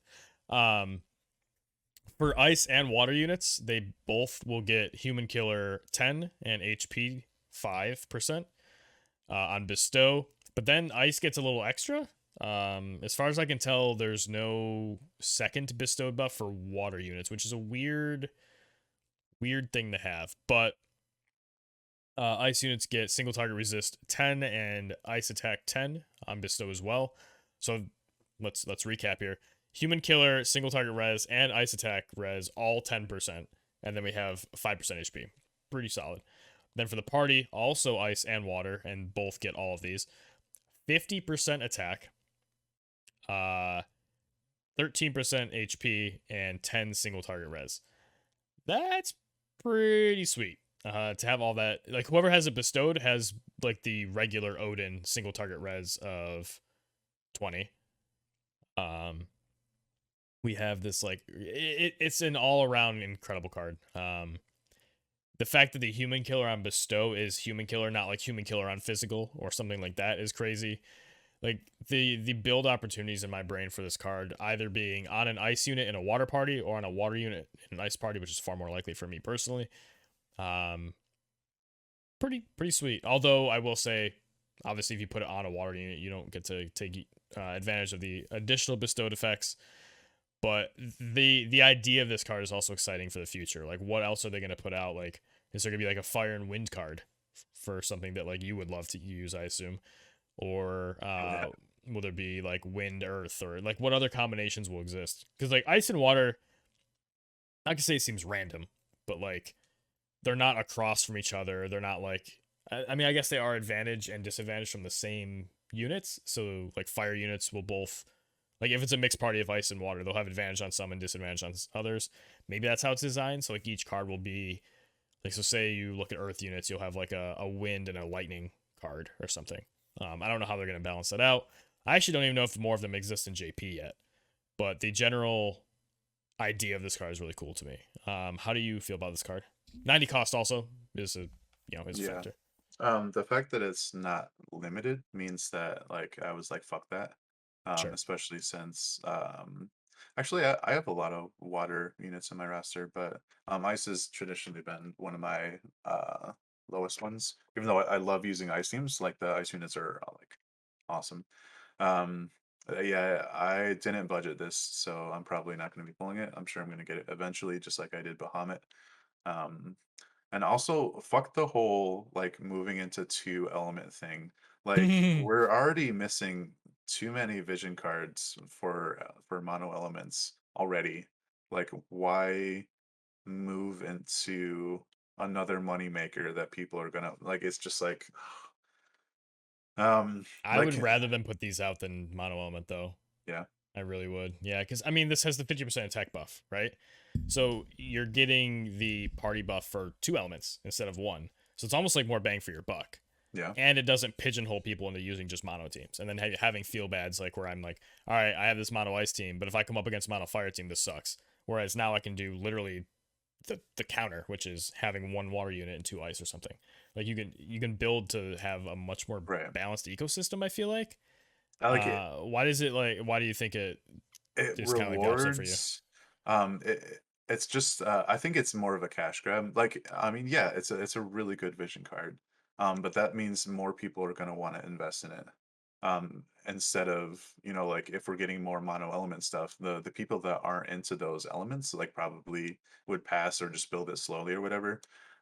This is just with how good it is and with the stat board and everything, it's like yeah, I just wish we had more mono element stuff to kind of increase the viability of different teams, instead of just focusing on more like win more cards that'll make them more money. Does that make sense? I guess I could see that. The only thing I would say is, yeah, I don't know. I feel like this is actually more forgiving having Is it? two, because it's, if you're mono ice you like it, if you're mono water you like it. Yeah, yeah, If you have multiple units, if you have like multiple types of units you like to use, then you also like it. So it appeals to more people, which I think is a better thing than if they just keep putting out mono cards. It's like only a very small subset of players are getting anything from this update, which takes pressure off of people's Visior, yeah, but it it strengthens things on like a lopsided scale. yeah, So I can kind of see both sides of it. I don't really know. yeah. I don't I want err on the side of I like variety, so I like having these mixed things because then we can start going back to mixed teams and feeling better about it. Some That's fair. VCs are a step in that direction, regardless. But uh, Yeah, I'm not trying to. yeah. I'm trying to not let my bias show too much. You also It's picked Fire and Wind, which traditionally have yeah. had weaker vision cards. To be So fair, like, you're yeah, not like like objectively, I'm Dark, trying to White, stay as Ice are all objective as crazy. possible. Earth now is nuts with its vision cards. So yeah, I guess I could see like maybe it's a. I could see that. You Preference. just got a sweet fire card though. Shit, I'm not kidding. Yeah, right. All right, on to the Makes it all Esper though. better. Yeah, the Esper. Do you want to go through this one? I don't have it yet, so yeah, go for it. Okay, so we have another like elementless Esper. So it has no resistances or plus or minus built into it. Just like the old Odin, just like I say the old Odin, we're still going to use it, but the previous Odin, Bahamut. 1240 HP is decent. Uh, we have it's on the lower end, but we're gonna get into maybe why that's the case. TP and AP values, I think those are pretty average. The attack is only 100, which is a little low now, considering a lot of the EXs, but still pretty good if you're triple digits on an Esper. 84 magic, so it's still close to being hybrid, which is nice. But 18 agility makes us pretty excited, I think. Dex and Luck are actually fairly decent with 25% poison. So we are just talking about how much more popular poison's getting. This helps Right. you have some innate resistance to this. It's a very poison-centric Esper, as we'll get into, because the ability on it, Dyke Einherjar? Yeah, it's pretty much how you. Einherjar? Yeah, will be typeless, well, not typeless, sorry, elementless, non-elemental, that's the word, magic attack, 200 mod, Let's 100% just hit say chance. neutral. Yeah, right, neutral. 100% hit chance, the normal minus 15 crit. Gigantic AoE from 4 range, so it's got that burst to it. With a 67% chance of inflicting poison, which is a 25% poison, so it's like Venera's LB. So this is a very powerful poison. It's going to hit. It's most likely going to poison because it's 67. Really solid ability. And then also, just increases attack and magic by 50% for all units. So it's not, we don't have this like novel long distinction of which elements get what bonuses. It's just everybody gets 50-50. Pretty solid just from that stuff. But then if you look at the skill tree, we have a pretty decent PvP Esper here. We have the human killer track or branch. There we go. Branch like we do on Bahamut and Odin. Goes up to 25. We also have increase AP by 7% is an interesting like 2 branch path towards its level 3-star branch, which is slash attack. So we are kind of getting that old Odin vibe of being skewed towards slash, but you can still make it generic by being human killer. And that slash attack does go up to 15. Then we have missile resistance, which I believe is also 15. Yeah, 3365, yep. And magic resistance, 15. So just great on all of these so far. We have increased evasion rate, and that extends even further into more evasion for its other 3-star branch. So 3, 7, 11. Let's see, plus 11, 22 evasion. Yep.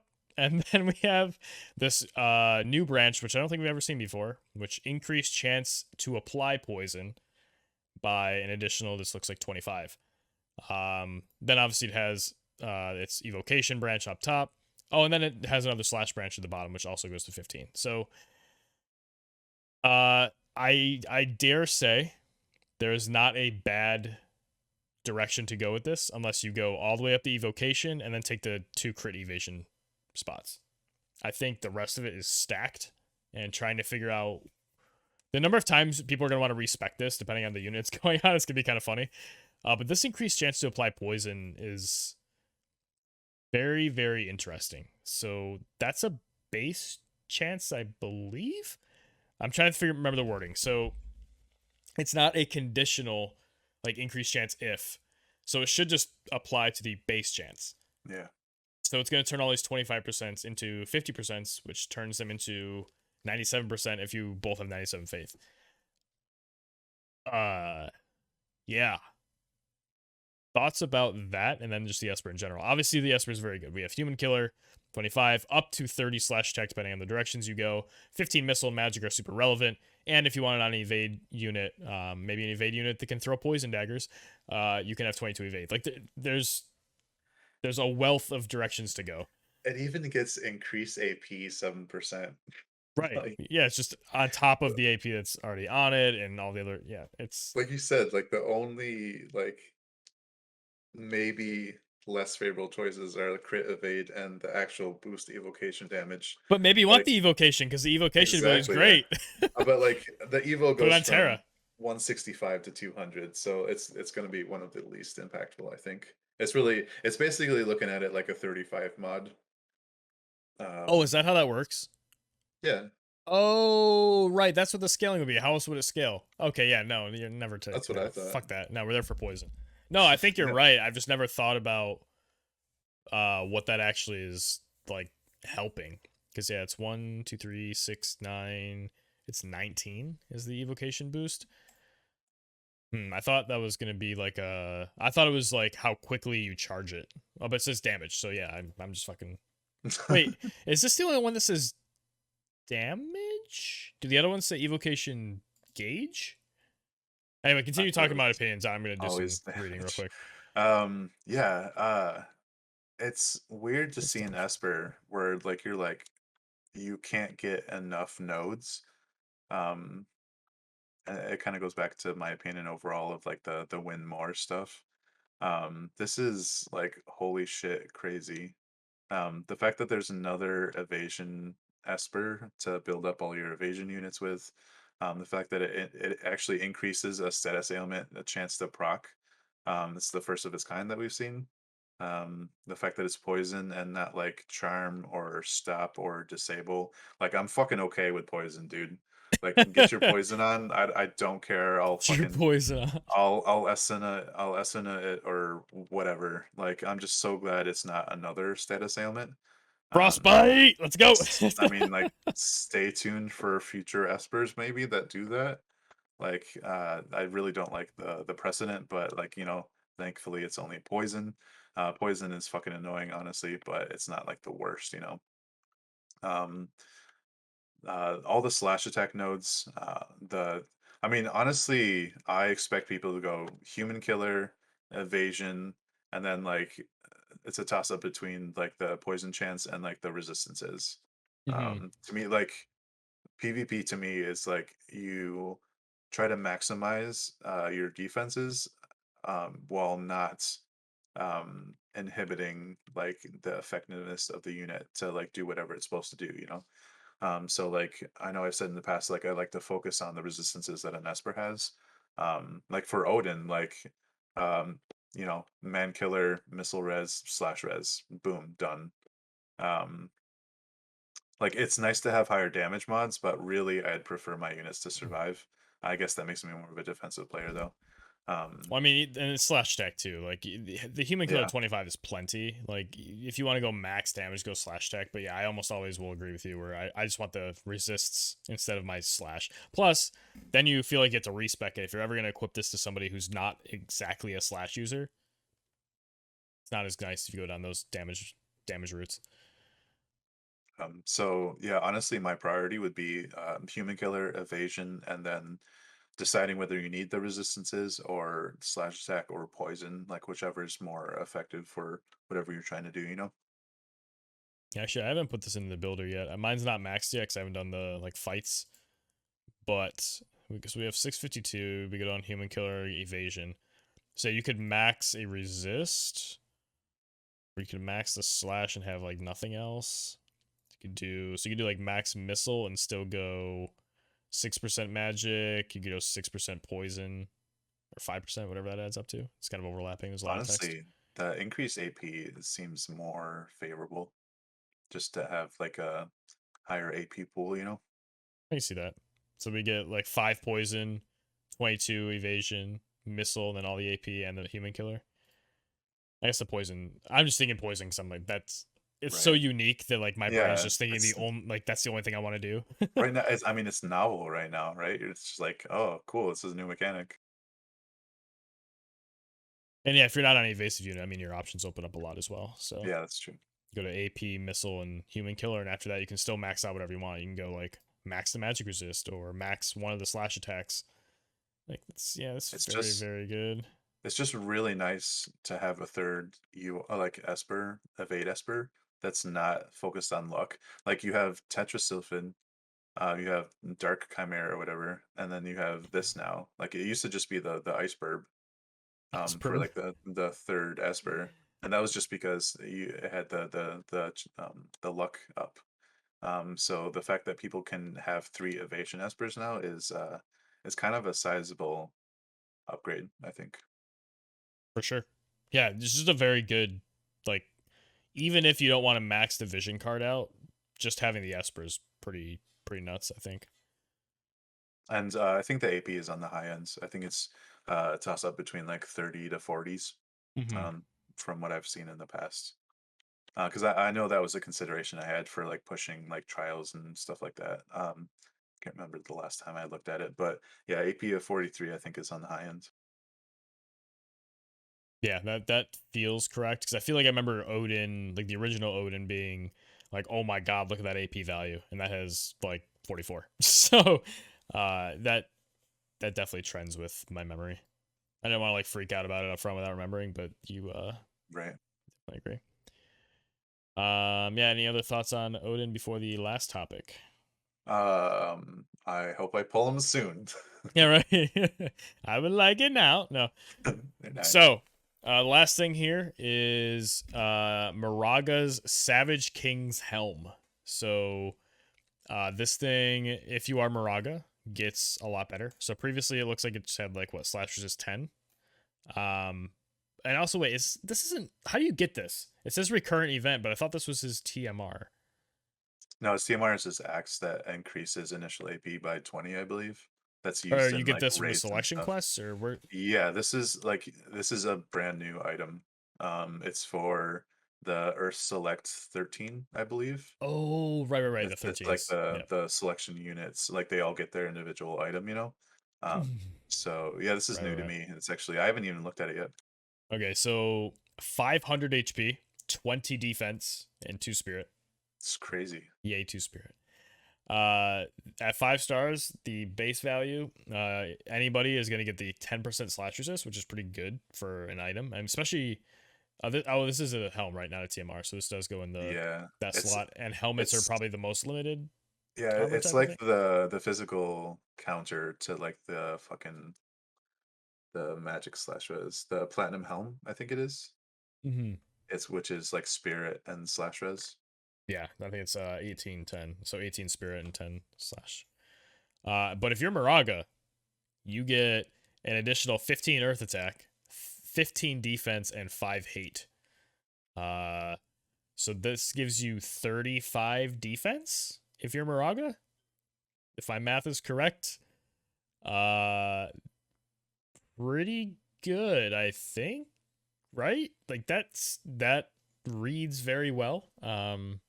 He gets 8 defense from his board, so he's just chilling at 43 defense. And 2 from guild statues, let's be honest. So Yeah, 40, he's at just 45, like without trying too much, just putting this on him.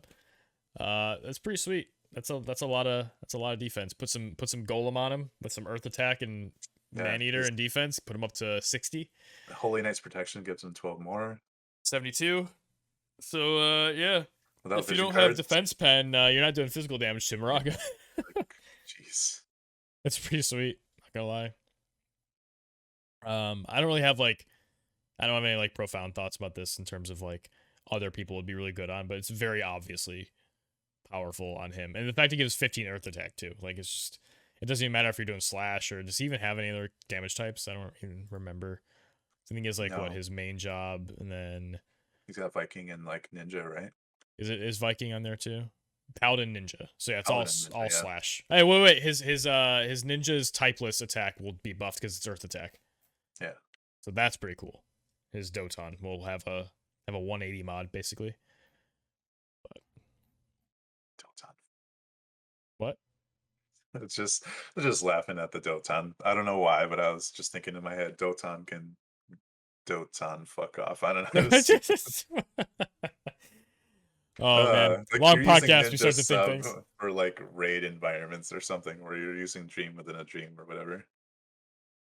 Yeah, good But item. yeah, but yeah, It's decent on everybody, but amazing on him. like it's just like yeah, you really should be using this on him. It basically turns him into Engelbert level of like not taking physical damage. It's crazy.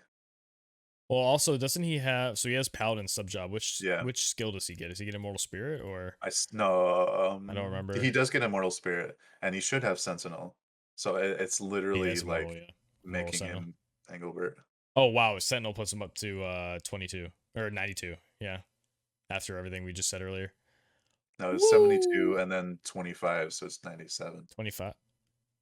Oh, Oh, it's 45, so 45. it's Jesus. Oh, over, so yeah. he's null. He's Yeah, null physical damage and the unless you same. penetrate. So But actually, if it's above 100, you'll penetrate the above 100 amount, so it won't even be yeah, as effective as you think. So that's I nuts. swear, I swear, like 100 defense means he takes 1 damage, 1 damage. Yep. and 100 slash res means he takes 0 damage from slash. That's still the way it works, right? Because I believe it's so. easy to use those, and especially as time passes, and we haven't really seen any like many nullify builds because of all the penetration. So it's hard to remember which is which. Mm-hmm. I mean, it's still powerful though. Like again, Yeah, if you have deep defense spend 40, cool. You're hitting my 65 defense on Moraga. Like it's still effective. It's just when they get to like the 100 levels or like the 80 yeah, to 100 is when it starts to be like, all right, your defense doesn't matter anymore. But I mean, 40% of 100, you're still taking 60%. So, or taking 40%, yeah. blocking So 60. It's still very, very good. I'm glad Um, it's a helm. yeah, right. It's not for everyone for sure, but yeah, that I think wraps us up for the week. Do you have any last thoughts before we close out? All right, so what are we expecting next week? Because I think I More swear topics. no trials. So it's Final Fantasy VI trials, and then Velis the week after. I think that's what we're looking at. Velas in 2 weeks. Wait, so Shit. but it could actually be Velis and then trials. I can't remember. I mean, I'd be fine Anyways, with that. Just rip the band-aid off. I have to spend money. I already know I have to, so whatever. We'll just get it uh, over with. but Fucking Odin, I was up to 40k again. I was like, oh, I got to 40k after Renan, after fully building Renan, and I was all happy. And then, oh, Odin. All right, guess we're going for it. Fucking shit. I mean, I haven't spent any viz to max it. Like that'll be all from my Mog medals plus the daily gil pull thing. I'll have it maxed out, no problem. But I like the spaghetti flail at the end. yeah, that's it's my brain thinking about all that. I saved so much viz here. I was doing so Yeah, well. yeah. Then, I Yep. mean, I guess Renan is the mistake, but it's not even a mistake because I like the unit. So, I made that mistake too, so yeah, I like him too. but But yeah, that's all I got. Thanks for tuning in. sweet. On myself personally, Yeah. because I know What? you're the host here. No, I it's, mean, whatever. it's something for you to say. I just it's an easy intro to say host, but like we're both always here. So yeah, I do hope you all enjoyed. I know it was a longer episode. We had a lot to cover. Next week we will potentially be exploring the whole doing it live in Discord though. So look forward to information about that, especially because if we don't have a crazy amount of releases next week, we'll we'll have some time for questions or maybe some interesting discussions based on what the community wants. But until then, I've been Zach Burrell, I've been Daniel. and we'll see you next time.